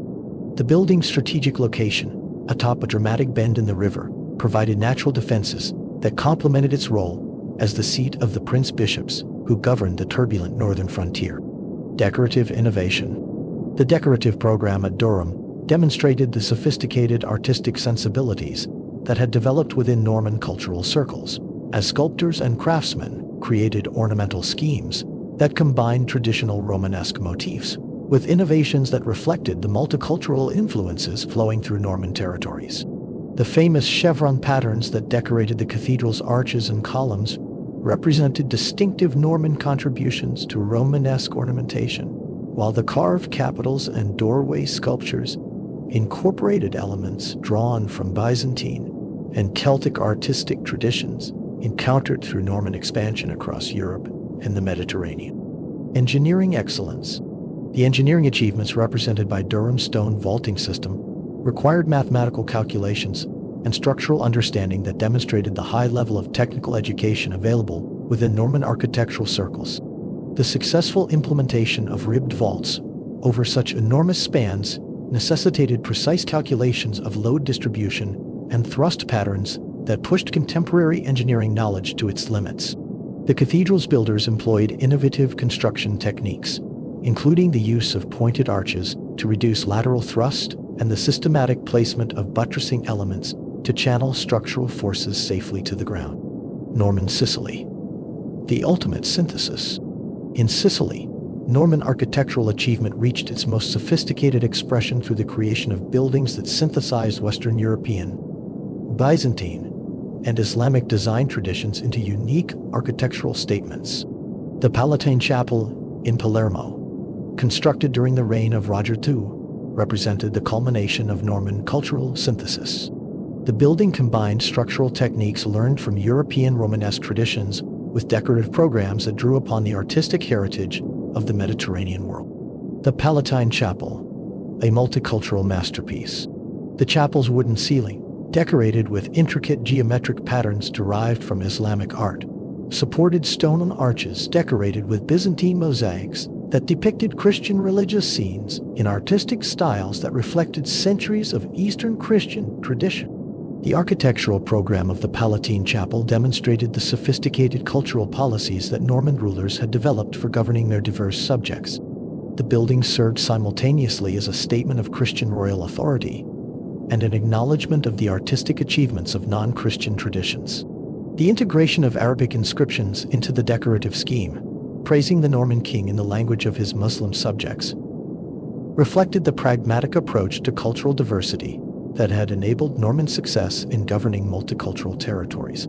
The employment of Muslim craftsmen to create Christian religious art represented a level of cultural tolerance and artistic sophistication that had few parallels in medieval Europe. Monreal. The final flowering. The construction of Monreal Cathedral, begun under William II in the 1000, represented the final flowering of Norman architectural achievement in Sicily. The massive church combined the structural grandeur of Northern European Romanesque design with the decorative richness of Byzantine and Islamic artistic traditions. The cathedral's bronze doors, cast by Bonanno Pisano, incorporated sculptural programs that depicted biblical scenes in artistic styles that reflected the cosmopolitan influences available to Norman patrons. The extensive mosaic decorations that covered the interior walls represented one of the largest and most sophisticated decorative schemes of the medieval period, requiring the labor of craftsmen trained in Constantinople and the expenditure of enormous quantities of gold and precious materials. Architectural influence and legacy. The architectural innovations developed in Norman territories influenced construction throughout Europe. The distinctive characteristics of Norman Romanesque design were transmitted through the networks of religious and secular contacts that connected Norman rulers with their contemporaries across the continent. The pointed arches and ribbed vaulting systems pioneered in Norman churches provided technical foundations for the Gothic architectural revolution that would transform European building practices during the 13th century. The decorative motifs developed in Norman buildings, particularly the geometric patterns and sculptural programs created in Sicily, influenced artistic development throughout the Mediterranean world. Literary achievement and patronage. The literary achievements of Norman courts reflected the cosmopolitan character of Norman society, as patrons supported writers and scholars who created works that drew upon diverse cultural traditions while serving the political and social needs of Norman elites. The development of vernacular literature in Norman territories represented a significant departure from the Latin literary tradition that had dominated European intellectual life. Writers began creating works in the languages spoken by their audiences, rather than the scholarly language of the church and universities. Chronicles and history. The patronage of chroniclers represented one of the most significant Norman contributions to medieval historical writing. Rulers throughout the Norman territories commissioned detailed accounts of their achievements that preserved invaluable information about political, military, and cultural developments. Orderic Vitalis, writing in the early 12th century at the monastery of Saint Evroul, created the most comprehensive account of Norman expansion and development. Drawing upon his personal observations and extensive documentary sources, he produced a historical narrative that combined scholarly rigor with literary sophistication. His ecclesiastical history provided detailed accounts of Norman conquest and administration that demonstrated both the complexity of Norman society and the sophisticated intellectual culture that had developed within Norman religious institutions. Geofry of Monmouth. History as literature. Geofry of Monmouth's History of the Kings of Britain, completed around 1136, represented a different approach to historical writing, one that emphasized literary artistry and political propaganda rather than documentary accuracy. Geoffrey's creative reconstruction of British history, including his influential account of King Arthur's reign, provided Norman rulers with historical precedents that legitimized their authority while creating literary traditions that would influence European culture for centuries. The work's enormous popularity throughout medieval Europe demonstrated the effectiveness of Norman cultural patronage in creating and disseminating literary works that serve both artistic and political purposes. Truth and legend merged in Geoffrey's pages, and the legends proved more powerful than the truth. Vernacular literature and epic poetry. The development of vernacular literature in Norman territories reflected both the practical needs of governing diverse populations and the cultural sophistication of Norman courts that attracted writers and scholars from across Europe. The chanson de geste tradition that flourished under Norman patronage created epic narratives that celebrated martial virtues while providing entertainment for aristocratic audiences. The Song of Roland, though originating in earlier oral traditions, achieved its definitive form through the patronage of Norman nobles who appreciated its themes of feudal loyalty and Christian warfare against Muslim enemies. The poem became a mirror in which Norman knights could see their idealized selves reflected. Sicilian intellectual achievement. The literary culture that developed in Norman Sicily represented the most sophisticated synthesis of diverse intellectual traditions achieved anywhere in medieval Europe. The court at Palermo attracted scholars, translators, and writers who worked with texts in Latin, Greek, Arabic, and Hebrew. The translation movement that flourished under Norman patronage made available to Western European scholars classical and Islamic texts that had been unknown or lost in Latin Europe, contributing significantly to the intellectual developments of the 12th century Renaissance. The preservation and transmission of classical texts through Norman scholarly networks provided foundations for the revival of Aristotelian philosophy and the development of scholastic theology that would transform European intellectual life. The Norman role in the Renaissance of the 12th century. The Norman role in the 12th century Renaissance extended far beyond their territories. The wealth and political connections of Norman rulers enabled them to support scholarly activities that influenced intellectual development throughout Europe. The patronage of cathedral schools and emerging universities created educational institutions that attracted students from across the continent, while the systematic collection and copying of manuscripts preserved classical and contemporary texts that might otherwise have been lost. The establishment of libraries and Norman religious institutions provided scholars with access to diverse textual traditions that facilitated the comparative studies and synthetic approaches that characterized Renaissance intellectual culture. Sicily, crossroads of knowledge. The integration of Arab scholarship into European intellectual life occurred most extensively in Norman Sicily, where the political stability and cultural tolerance of Norman rule created conditions that enabled sustained intellectual exchange between Christian, Muslim, and Jewish scholars. The court of Roger attracted Muslim intellectuals fleeing political instability in North Africa and Spain, while Byzantine scholars fleeing the disruptions of the Crusades found refuge and patronage in Norman territories. The resulting concentration of diverse scholarly traditions created an intellectual environment that had no parallel in medieval Europe.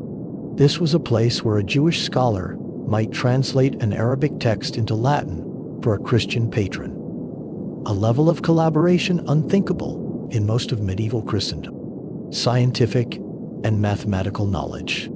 The astronomical and mathematical knowledge preserved in Arabic texts was transmitted to European scholars through translation projects sponsored by Norman patrons, contributing to advances in natural philosophy and practical sciences that would influence European development for centuries.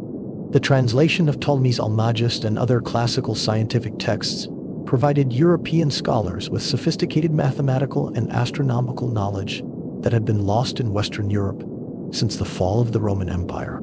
The preservation of medical texts, including the works of Galen and Islamic medical authorities, contributed to advances in medical knowledge that improved healthcare throughout Norman territories. Artistic innovation and synthesis. The artistic innovations developed in Norman territories reflected the diverse cultural influences that flowed through their extensive trade networks and political connections. Craftsmen and artists working under Norman patronage created objects that synthesized artistic traditions from across Europe and the Mediterranean. The manuscript illumination produced in Norman scriptoria demonstrated sophisticated artistic techniques that combined Northern European linear traditions with Byzantine coloristic approaches and Islamic geometric patterns. The resulting artistic style influenced manuscript production throughout Europe, while creating distinctive regional traditions that reflected the unique cultural synthesis achieved in Norman territories. Metalwork and luxury arts. The metalwork produced in Norman workshops represented some of the finest artistic achievements of the medieval period. Craftsmen working with precious metals created objects that combined technical virtuosity with aesthetic sophistication. The bronze doors created for Norman churches incorporated sculptural programs that rivaled the finest stone carving of the period, while the liturgical objects produced for Norman religious institutions demonstrated mastery of complex metallurgical techniques that had been learned from Byzantine and Islamic craftsmen. The secular metalwork produced for Norman nobles, including weapons, jewelry, and household objects, reflected the wealth and artistic sophistication of Norman society. Textile production and trade. The textile production that flourished under Norman patronage created luxury fabrics that were prized throughout Europe. Norman workshops developed weaving techniques that incorporated silk threads and decorative patterns derived from Byzantine and Islamic traditions. The distinctive Norman approach to textile design combined Northern European structural techniques with Mediterranean decorative traditions to create fabrics that were both technically superior and aesthetically sophisticated. The export of Norman textiles provided significant revenues while spreading Norman artistic influence throughout European markets. The decorative arts. The decorative arts that developed in Norman territories demonstrated the sophisticated cultural synthesis that characterized Norman society. Craftsmen working in various media created objects that reflected the diverse artistic traditions encountered through Norman expansion and trade. The ivory carving produced in Norman workshops combined Northern European figural traditions with Byzantine decorative techniques to create objects that served both religious and secular purposes. The enamel work produced in Norman territories incorporated technical innovations learned from Byzantine craftsmen while developing distinctive stylistic characteristics that influenced decorative arts production throughout Europe. Cultural achievement. A summary. The cultural achievements of Norman society during the period from 1050 to 1250 represented the culmination of processes that had begun with the settlement of Normandy in the early 10th century.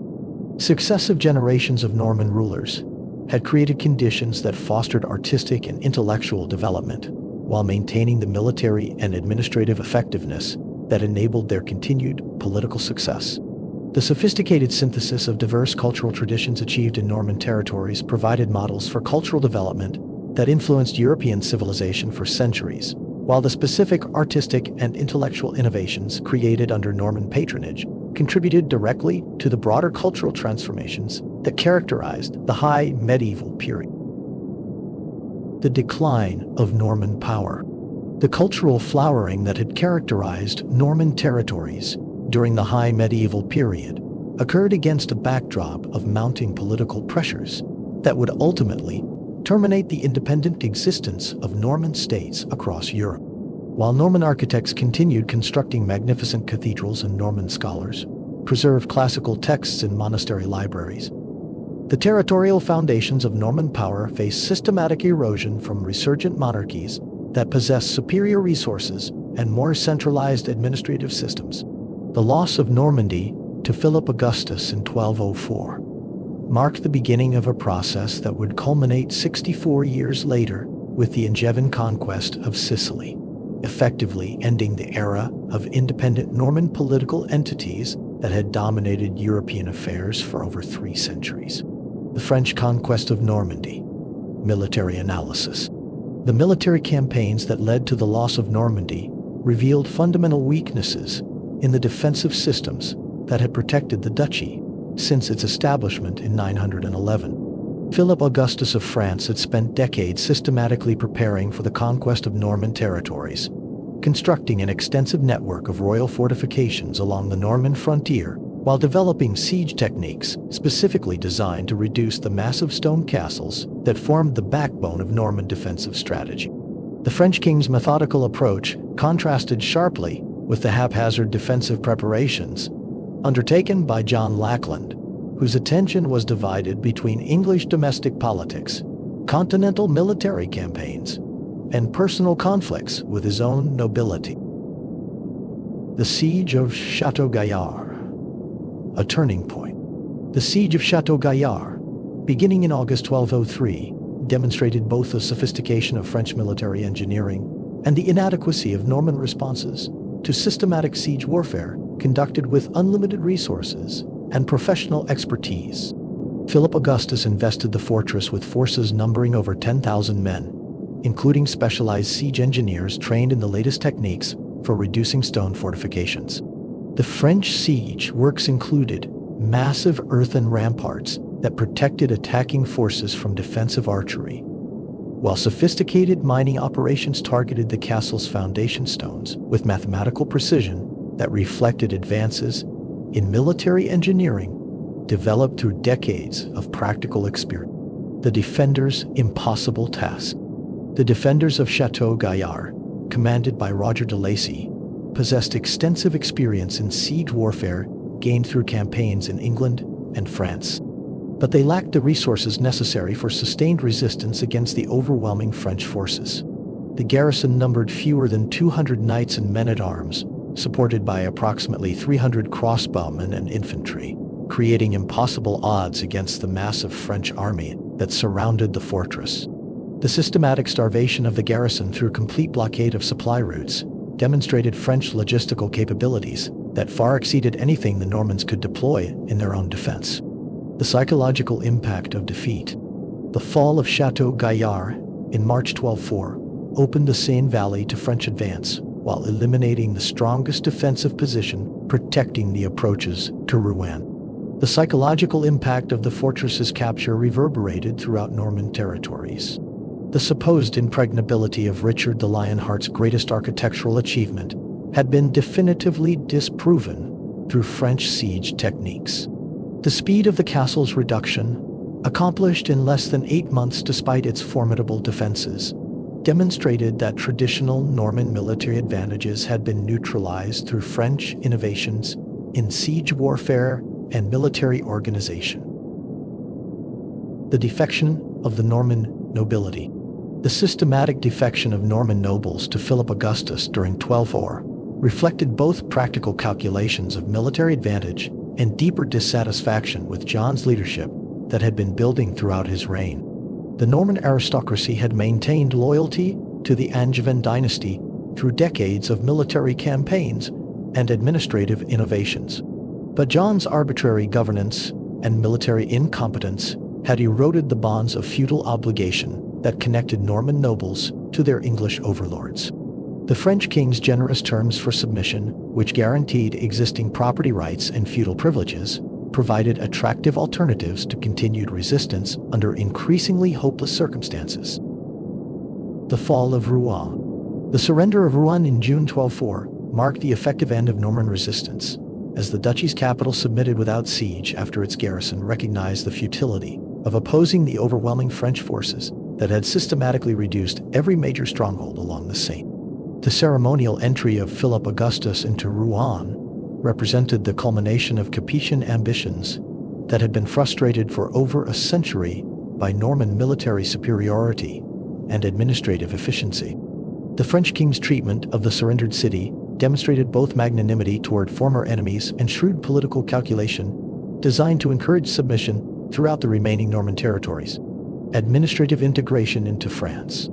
The administrative integration of Normandy into the Capetian kingdom required careful balance between French royal authority and Norman institutional traditions that had developed sophisticated governmental procedures over nearly 3 centuries. Philip Augustus recognized that the duchy's economic prosperity and military potential depended upon maintaining the administrative systems that had made Norman governance so effective, while ensuring that these institutions served French rather than English interests.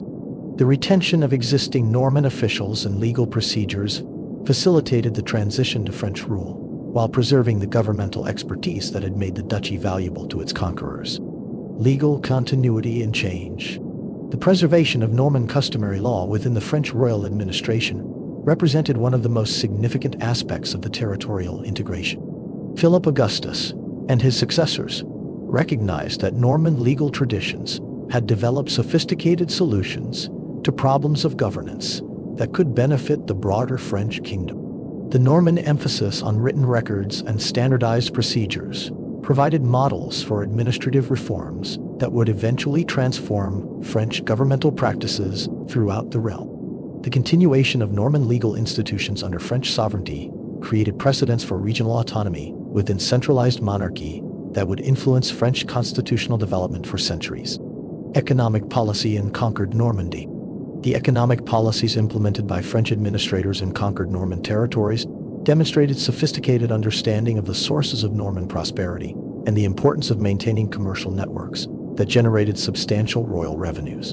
The protection of Norman merchants and the continuation of existing trade relationships ensured that the duchy's integration into the French kingdom enhanced rather than disrupted the commercial activities that had made Normandy one of the wealthiest regions of medieval Europe. The systematic exploitation of Norman agricultural resources through existing administrative mechanisms provided French royal treasuries with revenues that financed continued military campaigns and administrative expansion. The transformation of Norman identity. The transformation of Norman identity following the loss of political independence required fundamental adjustments to concepts of cultural and social allegiance that had been shaped by centuries of autonomous development. The Norman nobility faced difficult choices between maintaining connections to English territories and accepting integration into French aristocratic society, with different families pursuing varying strategies based on their particular circumstances and interests.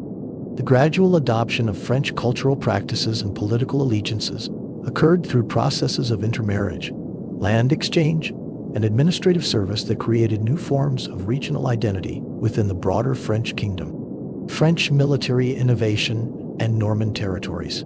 The military innovations that had enabled French conquest of Normandy were systematically applied to other Norman territories, as Philip Augustus and his successors recognized that traditional Norman defensive advantages could be overcome through superior resources and professional military organization.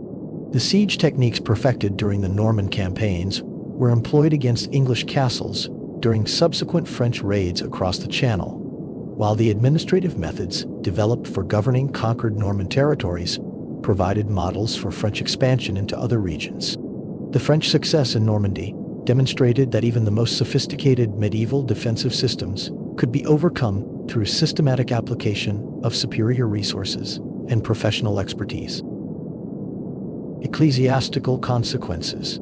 The ecclesiastical consequences of Norman territorial losses created complex jurisdictional questions that required careful negotiation between French royal authority and papal oversight of church affairs.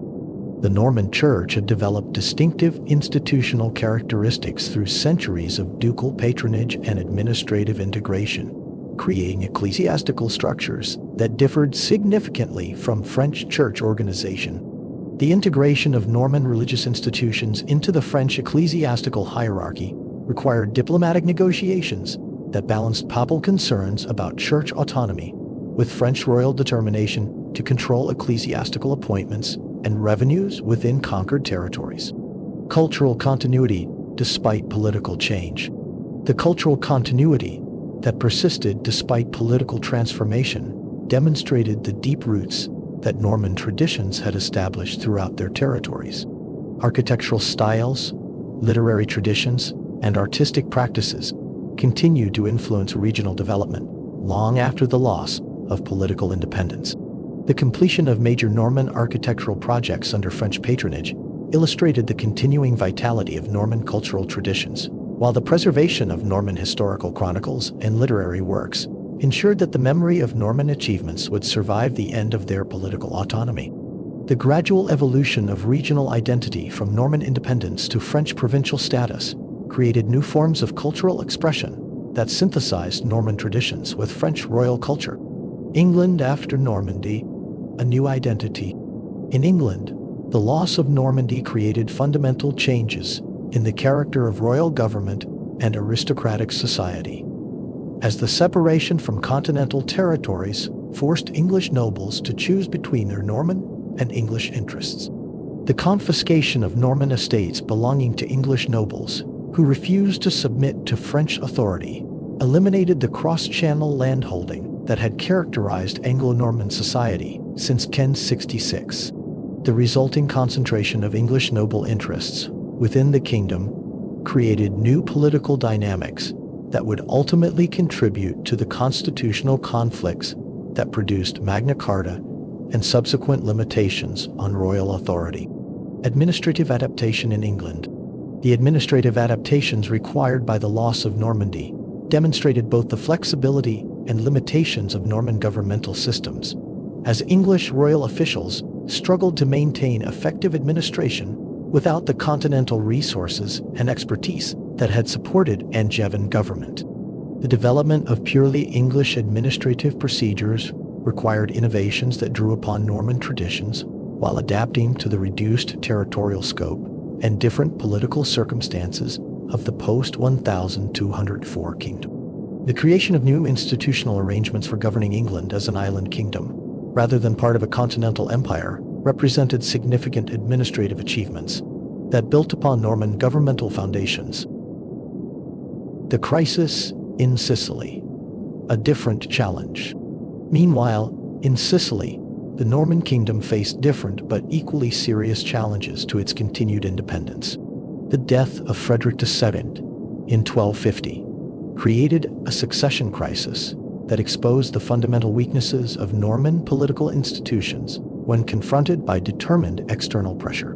The Sicilian Norman state had achieved remarkable cultural and administrative sophistication during the 12th and early 13th centuries, but its strategic position in the Mediterranean made it a target for Papal, French, and Aragonese ambitions that would ultimately prove impossible to resist with the limited resources available to the island kingdom. Papal opposition and French ambition. The papal campaign against the Hohenstaufen dynasty that had ruled Norman Sicily since the marriage of Henry VI to Constance of Hauteville created opportunities for French intervention that would ultimately terminate Norman independence in southern Italy.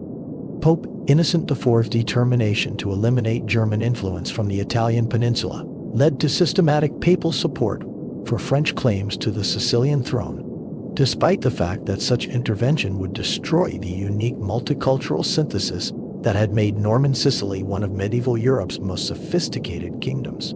Charles of Anjou and the French conquest. The military campaigns that brought Charles of Anjou to Sicily in 1266 employed the same systematic approach to siege warfare and territorial conquest that had proven successful in Normandy. French forces possessed superior resources and professional organization that overwhelmed the defensive capabilities available to the last Norman rulers. The Battle of Benevento in February 1266 demonstrated the continued effectiveness of French heavy cavalry against traditional Norman military formations, while the systematic reduction of Sicilian strongholds illustrated French mastery of siege techniques that had been perfected through decades of continental warfare. The death of Manfred and Norman resistance. The death of Manfred of Sicily at Benevento eliminated the last effective Norman resistance to French conquest. The Sicilian nobility recognized the futility of continued opposition to Charles of Anjou's overwhelming military advantages. The systematic execution or exile of Norman nobles who had supported Manfred's cause eliminated the aristocratic leadership that had maintained Norman political identity in Sicily for over 2 centuries. The replacement of Norman administrative personnel with French officials terminated the governmental traditions that had made Sicilian administration a model for medieval Europe. The execution of Conradin. The end of an era. The final destruction of Norman political independence occurred with the execution of Conradin of Hohenstaufen in Naples in October 1268. Charles of Anjou eliminated the last potential claimant to Norman Sicily, who possessed both legitimate hereditary rights and the military capability to challenge French rule. The public execution of the 16-year-old prince demonstrated French determination to prevent any revival of Norman political aspirations, while serving as a warning to potential supporters of Norman restoration. The brutal elimination of the Hohenstaufen line marked the definitive end of the Norman political tradition that had shaped Mediterranean affairs for over 2 centuries. Transformation of identity. England and France. The transformation of Norman identity from ruling elite to regional aristocracy occurred through processes that varied significantly between England and France, reflecting the different political circumstances and cultural environments that Norman nobles encountered in their respective kingdoms. In England, The gradual adoption of English cultural practices and political allegiances created new forms of aristocratic identity that retained certain Norman characteristics while adapting to the requirements of English royal service. The development of English common law traditions that built upon Norman legal foundations demonstrated the continuing influence of Norman institutional innovations long after the loss of political independence. Integration into French aristocracy. In France, the integration of Norman nobles into the broader French aristocracy occurred through marriages, land exchanges, and administrative service that gradually eroded distinctive Norman identity, while preserving certain regional characteristics. The continued importance of Norman territories within the French kingdom ensured that former Norman nobles retained significant political influence, though exercised within French rather than Norman institutional frameworks. The preservation of Norman architectural and cultural traditions within French royal patronage demonstrated the continuing value placed on Norman achievements even after their political subjugation. Economic consequences of lost independence. The economic consequences of the end of Norman independence varied considerably between different regions, reflecting the diverse economic foundations that had supported Norman political power. The integration of Normandy into the French kingdom enhanced the duchy's commercial prospects through access to broader French markets and royal protection of trade networks, while the destruction of Sicilian Norman independence disrupted Mediterranean commercial relationships that had generated substantial revenues for centuries. The different economic outcomes reflected both the varying circumstances of Norman territorial losses and the different policies pursued by conquering powers toward their newly acquired territories. The institutional legacy. The institutional legacy of Norman government continued to influence European political development long after the end of Norman independence. The administrative innovations and legal traditions developed in Norman territories provided models for governmental reform throughout medieval Europe. The systematic record-keeping procedures pioneered in Norman administrations influenced the development of royal bureaucracies in France and England, while Norman legal traditions contributed to the evolution of common law systems that would eventually spread throughout the English-speaking world. The preservation of Norman governmental expertise through the service of former Norman officials in French and English administrations ensured that Norman institutional innovations continued to shape European political development well into the 13th and 14th century. Norman contributions to medieval monarchy. The Norman contribution to the development of medieval monarchy represented perhaps their most enduring political legacy. The administrative systems they had perfected provided blueprints for centralized royal authority that would be adopted and adapted throughout Europe. The English royal administration that emerged during the reigns of Henry II and his successors demonstrated the effectiveness of Norman bureaucratic innovations in creating governmental institutions capable of exercising consistent authority over extensive territories. The development of the Chancery, Exchequer, and royal courts under Norman influence established administrative frameworks that enabled English kings to maintain effective control over their realm while providing efficient mechanisms for revenue collection and judicial administration. From personal to institutional rule, the systematic approach to royal administration that characterized Norman government differed fundamentally from the personal, peripatetic governance that had characterized earlier medieval kingship. Norman rulers had developed sophisticated bureaucratic institutions that could function effectively even during royal absences, creating governmental continuity that transcended individual monarchs and their personal capabilities. The establishment of permanent administrative offices staffed by professional clerks and officials provided institutional memory and procedural consistency that enhanced governmental efficiency while reducing dependence on royal presence for routine administrative functions. Revenue collection and the Domesday legacy. The innovations in royal revenue collection pioneered in Norman territories revolutionized medieval fiscal administration through the development of systematic taxation procedures and comprehensive record-keeping that enabled more accurate assessment of royal resources. The Domesday Book, compiled under William the Conqueror's direction, represented the most ambitious administrative undertaking of its era, creating detailed records of landholding and population that provided foundations for efficient taxation and military recruitment. The survey's methodology, involving systematic data collection by royal commissioners and cross-referencing of information from multiple sources, established precedents for governmental record-keeping that influenced administrative practices throughout medieval Europe. Financial documentation and accountability.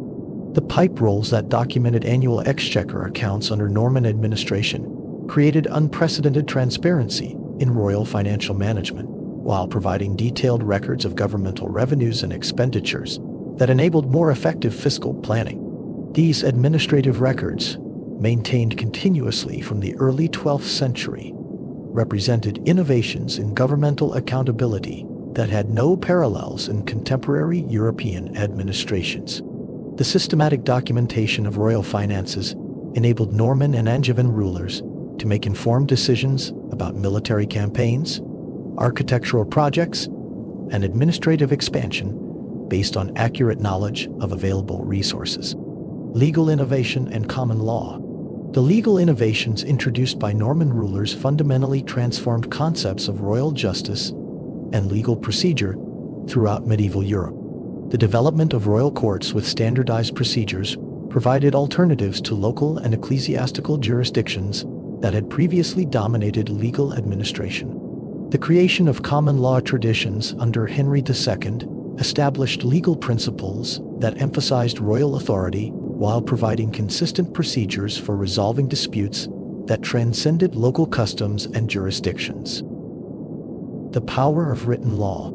The systematic codification of legal procedures through the development of standardized rights and court records created institutional frameworks for dispensing justice that influenced legal development throughout the English-speaking world. The Norman approach to legal administration emphasized written documentation and procedural consistency in ways that distinguished their judicial systems from the oral traditions and customary practices that characterized most medieval legal institutions.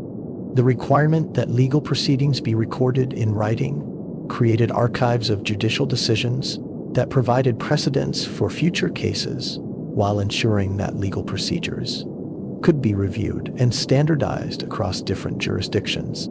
Professional legal personnel.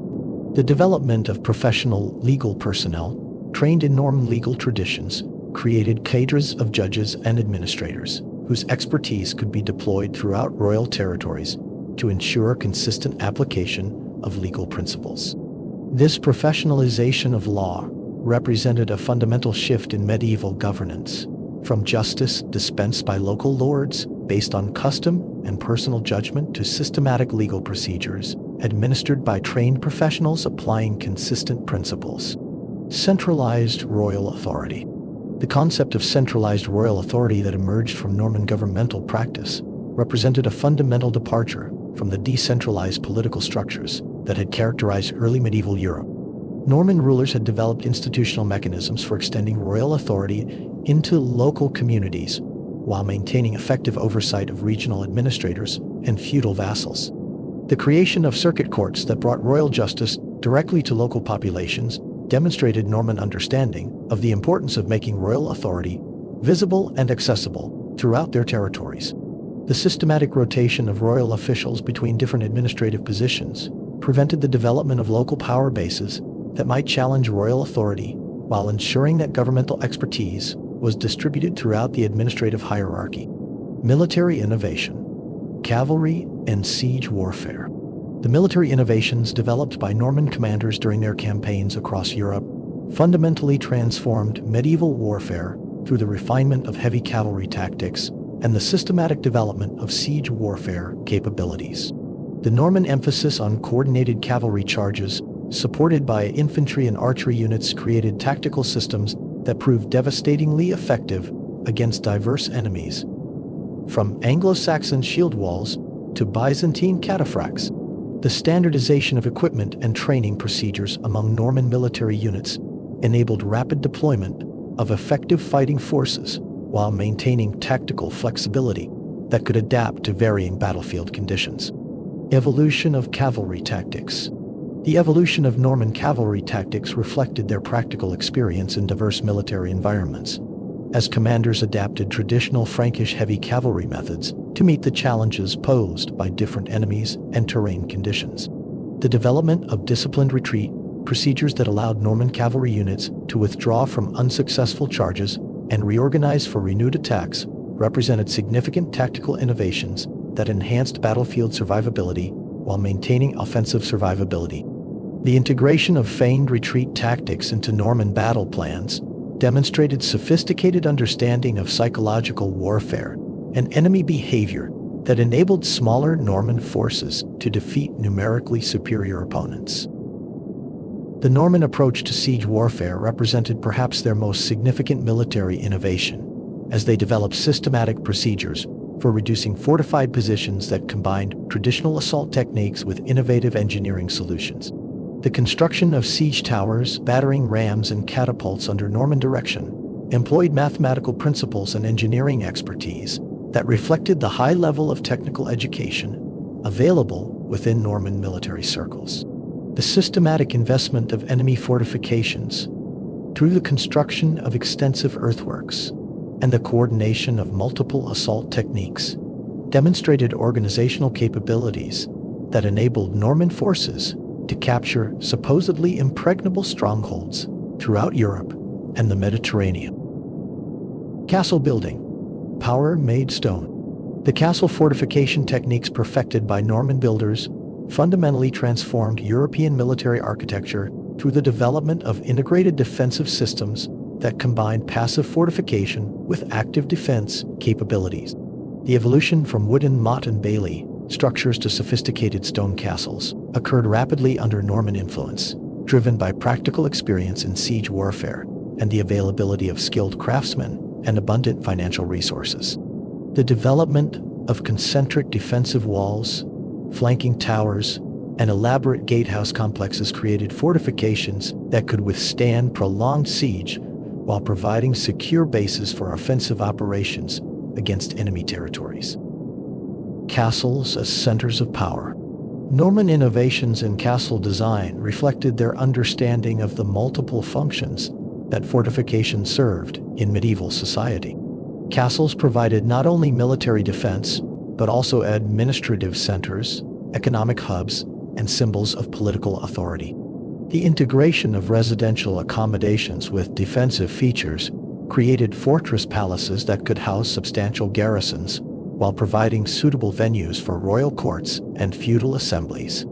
The systematic placement of castles at strategic river crossings, mountain passes, and coastal harbors created integrated defensive networks that controlled regional transportation and communication while providing secure supply bases for military campaigns. Influencing all of Europe. The architectural innovations pioneered in Norman castle construction influenced civilian building throughout Europe, as techniques developed for military purposes were adapted for ecclesiastical and residential construction.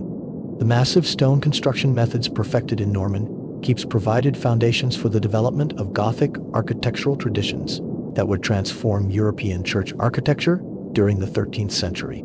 The engineering solutions developed for supporting enormous stone structures over wide spans contributed to advances in structural engineering that enabled the construction of increasingly ambitious architectural projects throughout medieval Europe.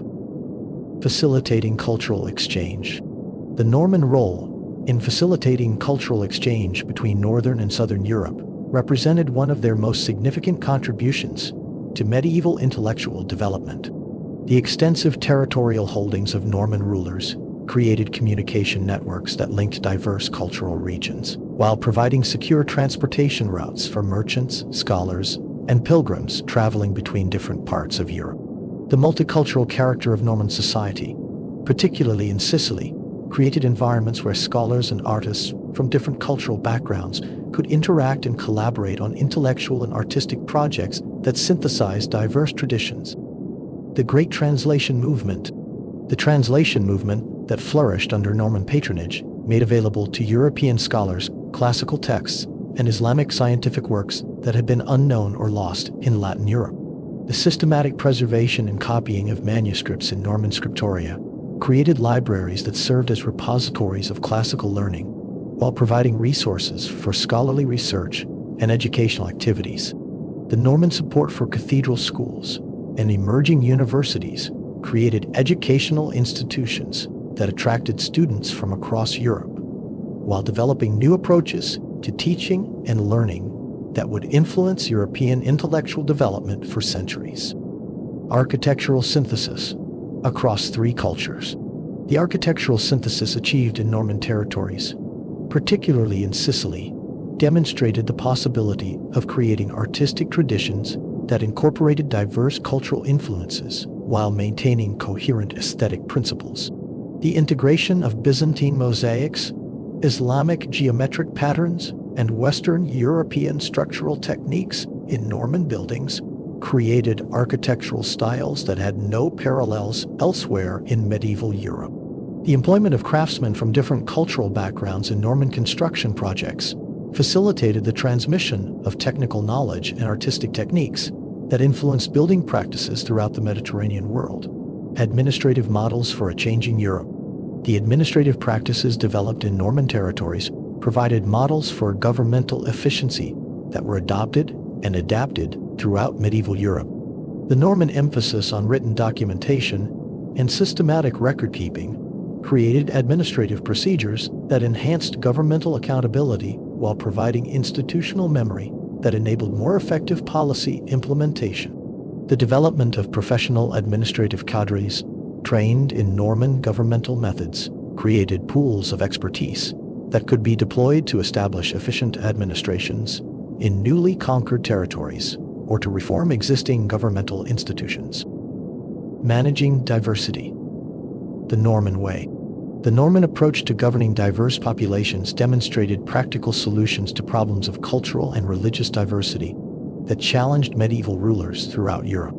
The policies developed in Norman Sicily for accommodating Christian, Muslim, and Jewish communities within a unified political framework provided precedents for religious tolerance and cultural accommodation that influenced governmental practices in other multicultural societies. The systematic preservation of existing legal traditions and administrative procedures in conquered territories demonstrated Norman understanding of the importance of maintaining social stability while establishing political control. Commerce and prosperity. The commercial policies implemented in Norman territories created economic frameworks that facilitated long-distance trade while generating substantial revenues for royal treasuries. The establishment of standardized weights, measures, and currency systems reduced transaction costs for merchants while enhancing the reliability of commercial exchanges.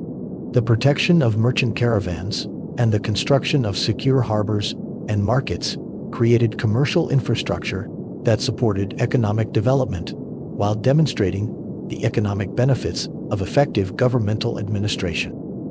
The spread of Norman legal traditions. The influence of Norman legal traditions on the development of common law systems extended far beyond the boundaries of Norman territories, as legal principles and procedures developed under Norman rule were transmitted throughout Europe through the service of Norman-trained legal personnel in foreign courts and administrations.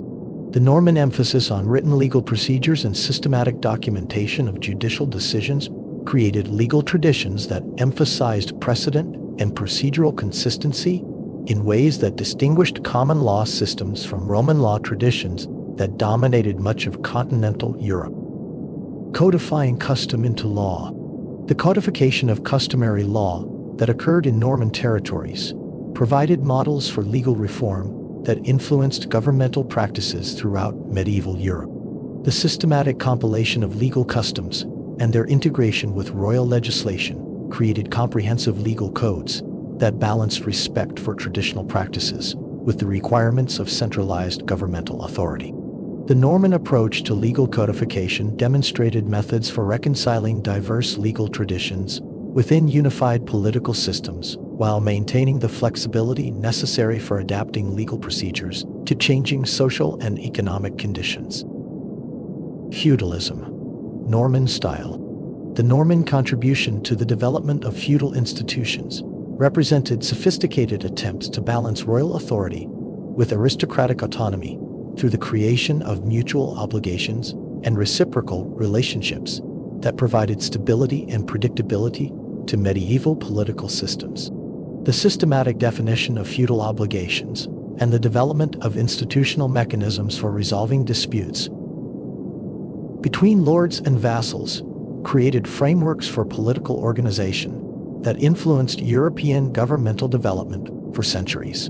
The Norman approach to feudalism emphasized written documentation of feudal relationships and systematic enforcement of feudal obligations in ways that enhanced the effectiveness of feudal institutions while providing mechanisms for governmental oversight and control. Military service in the feudal system. The military service obligations imposed on feudal tenants in Norman territories created systematic frameworks for military recruitment that enabled rapid mobilization of substantial military forces while distributing the costs of military preparedness throughout the feudal hierarchy. The development of scutage systems that allowed monetary payments in lieu of personal military service provided royal treasuries with flexible resources for hiring professional soldiers while accommodating the changing military requirements of medieval warfare. The systematic documentation of military obligations and the establishment of procedures for enforcing military service created institutional frameworks that enhanced military effectiveness while maintaining feudal relationships. From political reality to historical memory. Yet, as the 14th century dawned, the political entities that had created these innovations had vanished from the map of Europe. The Norman states that had dominated medieval politics for 3 centuries existed now only in memory and in the institutional legacies they had bequeathed to their successors. This transformation from political reality to historical memory would prove as significant as the original Norman conquests, as later generations of chroniclers, scholars, and national mythmakers would reshape the Norman story to serve the ideological needs of emerging nation-states and evolving concepts of cultural identity. The romanticization begins. The romanticization of Norman achievements began almost immediately after the loss of Norman political independence, as chroniclers in England and France sought to explain the remarkable success of a relatively small group of warriors who had conquered and governed territories from the Scottish borders to the Mediterranean. The English chroniclers of the 13th and 14th centuries, writing in the aftermath of the loss of Normandy and the constitutional crises that followed, began to portray the Norman conquest not as a foreign invasion, but as a providential intervention that had brought superior governmental institutions and military prowess to an island kingdom that had been weakened by Anglo-Saxon divisions and Danish raids. Mathew Paris and Providential History. Mathew Paris, writing at St. Albans in the mid-13th century, exemplified this romanticizing tendency through his portrayal of William the Conqueror as a divinely appointed reformer whose victory at Hastings had rescued England from chaos and ineffective governance. Paris's historical narrative emphasized the administrative achievements of Norman rule, while minimizing the violence and displacement that had accompanied the conquest. His chronicle presented the Norman transformation of England as a necessary modernization that had elevated the kingdom from peripheral insignificance to European prominence, establishing interpretive frameworks that would influence English historical consciousness for centuries. Foundation myths and national destiny. The development of foundation myths in English national narratives during the later medieval period increasingly incorporated Norman achievements as essential elements of English identity rather than foreign impositions upon native traditions. The Brut chronicles that proliferated during the 14th and 15th centuries wove Norman conquest into broader narratives of English destiny that traced the kingdom's development from legendary Trojan origins through Roman occupation, Anglo-Saxon settlement, and Norman transformation. These mythological histories presented the Norman conquest as the culmination of England's evolution toward its destined role as a major European power, transforming foreign conquest into national fulfillment. French narratives of restoration. French chroniclers developed parallel but distinct romanticizing narratives that emphasized the Norman role in expanding French territorial control and spreading French cultural influence throughout Europe. The Grandes Chroniques de France, compiled during the 14th century under royal patronage, presented the conquest of Normandy by Philip Augustus as the restoration of rightful French authority over territories that had been temporarily alienated through Viking raids and subsequent political arrangements.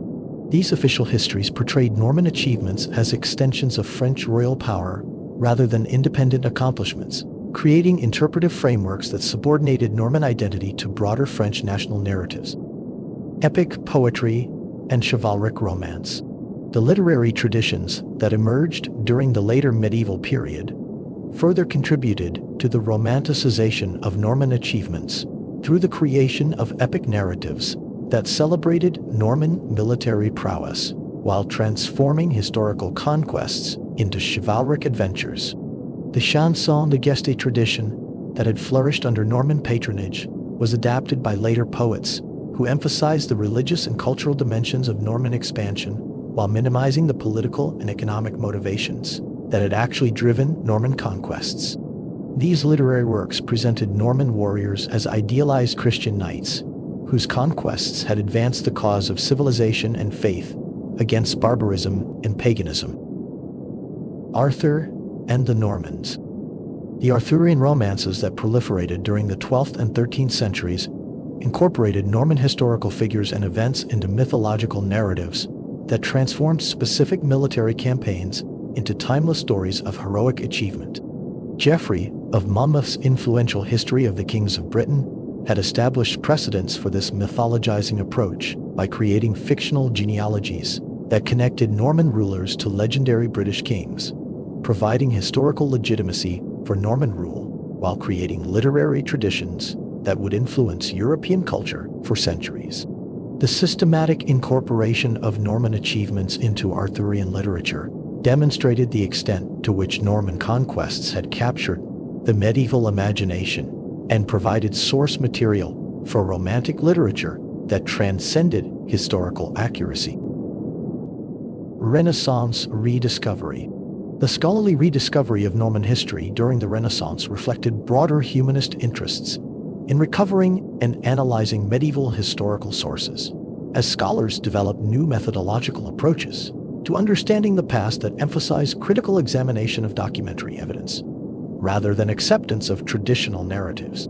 The printing revolution of the 15th and 16th centuries made available to scholars numerous medieval chronicles and administrative records that had previously been accessible only in manuscript form, creating opportunities for comparative analysis and critical evaluation that revealed the complexity and sophistication of Norman governmental institutions. Critical historians emerge. Renaissance historians such as Polydore Virgil and William Camden approached Norman history with scholarly methodologies that emphasized documentary evidence and critical analysis rather than the moral and political purposes that had shaped medieval chronicles. Their historical works attempted to distinguish between reliable historical information and legendary material that had been incorporated into earlier narratives, creating more accurate accounts of Norman achievements, while identifying the sources of romanticizing myths that had developed during the later medieval period. These scholarly approaches established methodological foundations for modern historical research, while demonstrating the extent to which Norman history had been distorted through centuries of mythological interpretation. The antiquarian contribution. The antiquarian movement that flourished during the 16th and 17th centuries contributed significantly to the recovery of Norman historical sources through systematic efforts to locate, preserve, and publish medieval documents that provided detailed information about Norman governmental practices and cultural achievements. Scholars such as William Dugdale and Roger Dodsworth devoted decades to transcribing and publishing medieval charters, chronicles, and administrative records that revealed the sophistication of Norman institutional development. Their editorial work made available to later historians primary sources that enabled more accurate assessment of Norman contributions to European political and cultural development. Enlightenment analysis. The Enlightenment period witnessed fundamental reassessments of Norman impact on European civilization, as philosophers and historians developed new interpretive frameworks that emphasized rational analysis of historical causation, rather than providential or mythological explanations of historical change. Enlightenment historians such as David Hume and Edward Gibbon approached Norman history with skeptical methodologies that questioned traditional narratives while seeking to identify the economic, political, and social factors that had enabled Norman success. Their analytical approaches revealed the pragmatic and opportunistic dimensions of Norman expansion, while challenging romanticizing interpretations that had emphasized religious and cultural motivations. Hume on English constitutional development. Hume's History of England, published during the mid-18th century, provided systematic analysis of Norman governmental institutions that emphasized their role in establishing legal and administrative foundations for English constitutional development. His historical narrative presented the Norman conquest as a crucial stage in England's political evolution, rather than a divinely ordained transformation, creating interpretive frameworks that influenced English historical consciousness throughout the modern period. Hume's emphasis on institutional continuity between Norman and later English governmental practices demonstrated the enduring influence of Norman administrative innovations while challenging mythological interpretations of the conquest. Gibbon on cultural preservation. Gibbon's approach to Norman history in his Decline and Fall of the Roman Empire emphasized the role of Norman conquests in preserving and transmitting classical cultural traditions during periods of political fragmentation and cultural decline. His analysis of Norman Sicily demonstrated the sophisticated cultural synthesis that Norman rulers had achieved through their accommodation of diverse religious and ethnic communities, presenting Norman governmental practices as models of enlightened administration that contrasted favorably with the religious intolerance and political absolutism that characterized many contemporary European states.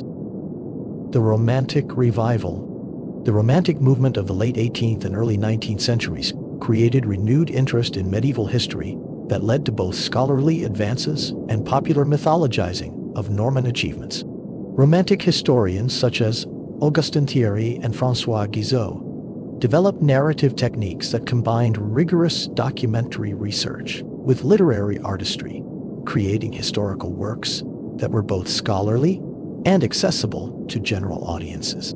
Their historical narratives emphasized the dramatic and transformative dimensions of Norman conquests, while maintaining scholarly standards that distinguish their work from earlier mythological interpretations. Thierry's narrative masterpiece. Thierry's History of the Norman Conquest, published in 1825, represented the culmination of Romantic historical writing about Norman achievements, combining extensive archival research with narrative techniques that brought medieval personalities and events to vivid life. His work demonstrated the extent to which Norman conquests had transformed European political structures, while creating literary models for historical writing that influenced scholarly practice throughout the 19th century.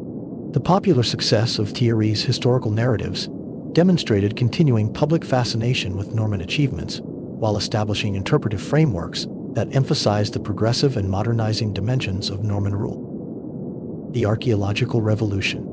Modern historical scholarship on the Normans has been revolutionized through archaeological discoveries that have provided material evidence for evaluating the accuracy of medieval chronicles and the extent of Norman cultural transformation. Excavations at major Norman sites such as Battle Abbey, Caen, and Palermo have revealed detailed information about Norman architectural techniques, material culture, and settlement patterns that supplement and sometimes contradict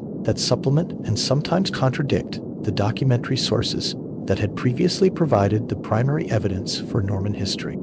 Archaeological evidence has demonstrated the rapid pace of Norman cultural adaptation, while revealing the extent to which Norman rulers incorporated existing architectural and artistic traditions into their building programs.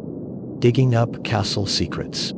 The archaeological investigation of Norman castles has provided detailed information about construction techniques and defensive innovations that demonstrated the sophisticated engineering capabilities that Norman builders had developed through practical experience in military architecture.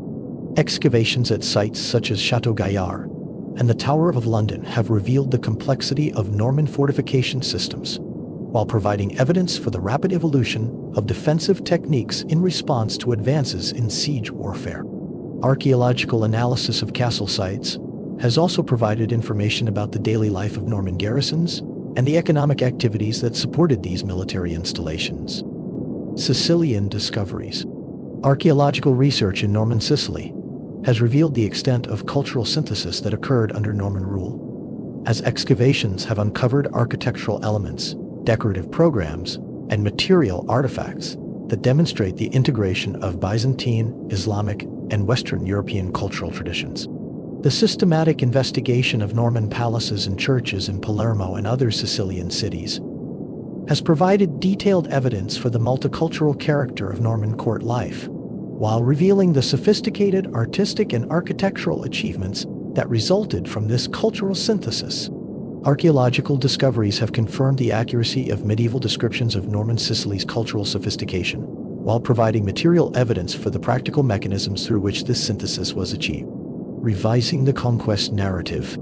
The revision of conquest narratives has represented one of the most significant developments in modern Norman historiography, as scholars have moved beyond traditional emphasis on military campaigns and political events to examine the social, economic, and cultural dimensions of Norman expansion. Recent historical research has emphasized the gradual and complex processes through which Norman cultural identity was constructed and transmitted, challenging earlier interpretations that had portrayed Norman conquests as sudden transformations imposed by foreign invaders upon passive native populations.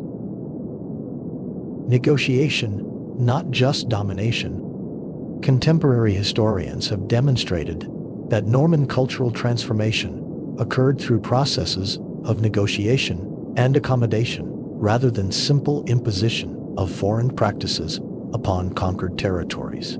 The systematic analysis of charter evidence and administrative records has revealed the extent to which Norman rulers incorporated existing legal traditions and governmental practices into their administrative systems, while adapting these institutions to serve Norman political purposes. This research has challenged traditional narratives of Norman conquest that had emphasized discontinuity and foreign domination, while revealing the pragmatic and adaptive characteristics that had enabled Norman success in diverse cultural environments. The England debate. The debate over the extent of Norman cultural transformation has been particularly intense among historians studying the Norman impact on English society, as scholars have disagreed about the degree to which Norman rule represented a fundamental break with Anglo-Saxon traditions or a continuation of existing developmental trends. Some historians have emphasized the revolutionary character of Norman governmental innovations, arguing that the conquest introduced continental administrative practices that fundamentally transformed English political and social structures. Other scholars have stressed the continuity between Anglo-Saxon and Norman institutional development, suggesting that Norman rulers built upon existing English governmental foundations rather than imposing entirely foreign administrative systems. New evidence, nuanced understanding. Recent archaeological and documentary research has provided evidence supporting both interpretive approaches, revealing that Norman impact varied significantly between different regions and social groups within conquered territories. The systematic analysis of Domesday Book evidence has demonstrated that Norman administrative practices incorporated substantial elements of Anglo-Saxon governmental tradition, while introducing innovations that enhanced royal authority and administrative efficiency. This research has created more nuanced understanding of Norman cultural impact that recognizes both continuity and change in the transition from Anglo-Saxon to Norman rule. The living legacy. The contemporary legacy of Norman institutions continues to influence modern European and Anglo-American political and legal traditions through institutional frameworks and legal principles that trace their origins to innovations developed under Norman rule. The common law tradition that emerged from Norman legal innovations has provided foundations for judicial systems throughout the English-speaking world, while the administrative procedures developed in Norman territories have influenced governmental practices in numerous modern democracies. The systematic documentation and standardized procedures that characterized Norman administration established precedents for bureaucratic efficiency and governmental accountability that remain relevant to contemporary political development. From Magna Carta to modern democracy, the English constitutional tradition that emerged from conflicts between Norman kings and their nobility established principles of limited governmental authority and individual legal rights that have influenced democratic development throughout the modern world. The legal protections guaranteed in Magna Carta drew upon Norman legal traditions while establishing constitutional principles that would be incorporated into later democratic constitutions.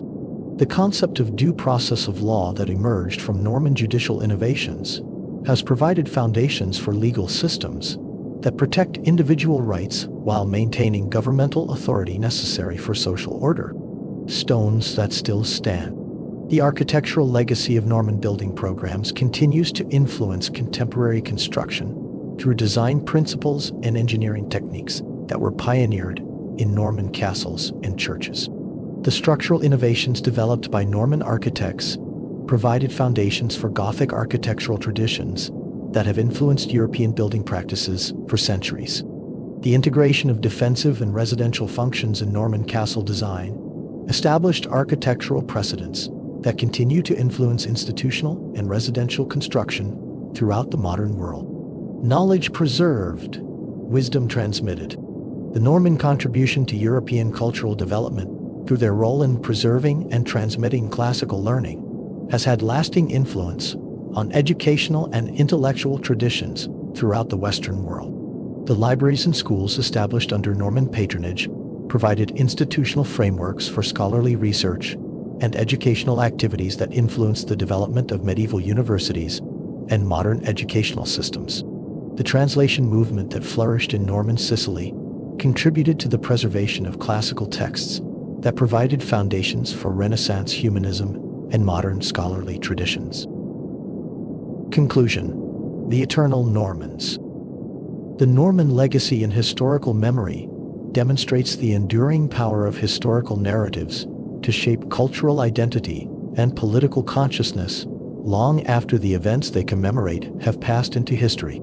The romanticizing myths that developed around Norman achievements provided source material for national narratives that influenced European political development, while creating cultural traditions that continue to influence popular understanding of medieval history. The scholarly reassessment of Norman history during the modern period has revealed both the accuracy and the limitations of these mythological interpretations, while demonstrating the continuing relevance of Norman institutional innovations to contemporary political and legal development. Memory becomes legend. Legend becomes truth. The transformation of Norman identity from political reality to historical memory illustrates the complex processes through which historical events acquire cultural significance that transcends their immediate political impact. The Norman achievement in creating sophisticated governmental institutions, facilitating cultural exchange, and adapting to diverse political environments provided models for political development that have influenced European civilization for over a millennium. The continuing scholarly interest in Norman history reflects both the intrinsic fascination of their remarkable achievements and the enduring relevance of their institutional innovations to contemporary challenges of governance, cultural diversity, and international relations. Final reflection: what the Normans teach us. From Viking raiders to medieval administrators to historical memory represents one of the most remarkable transformations in European history, demonstrating the capacity of relatively small groups to achieve disproportionate historical influence through military skill, administrative innovation, and cultural adaptability that enabled them to succeed in diverse environments across the medieval world. Their legacy lives on not just in the castles and cathedrals that still dot the European landscape, not just in the legal traditions and governmental institutions that shape modern democracies, but in the very idea that adaptability, innovation, and pragmatism can triumph over rigid ideology and brute force. The Normans showed medieval Europe, and through it, the modern world, that conquest was only the beginning. True power came from building systems that would outlast individual rulers, from synthesizing diverse cultures rather than crushing them. From creating institutions that serve practical needs while inspiring loyalty and legitimacy. From fjords to forever, from the fjords of Scandinavia to the courts of Sicily, from the battlefields of Hastings to the negotiating tables of Runnymede, the Normans left an indelible mark on Western civilization. Their story reminds us that history belongs not just to those who win battles, but to those who build systems, create institutions, and shape the future through innovation and adaptation. The age of Norman political power ended centuries ago, but the age of Norman influence continues to this day. Every time a court applies principles of due process, every time a government maintains systematic records, every time diverse cultures find ways to coexist within unified political frameworks, the Norman legacy lives on. Closing words. They were Vikings who became Frenchmen, conquerors who became administrators, warriors who became patrons of art and learning, foreigners who became the foundation of English identity. They adapted, they innovated, they synthesized, they endured, and in doing so, they changed the world. The Normans may be gone, but they are not forgotten. Their achievements echo through the centuries, reminding us that the greatest conquerors are not those who simply take, but those who build something lasting from what they've taken. Thank you for joining us on this extraordinary journey through Norman history. From Viking longships to Mediterranean kingdoms, from castle keeps to constitutional principles, we've traced the remarkable path of a people who refused to be defined by their origins and instead defined themselves through their achievements. The Norman saga is complete, but their story, our story, continues.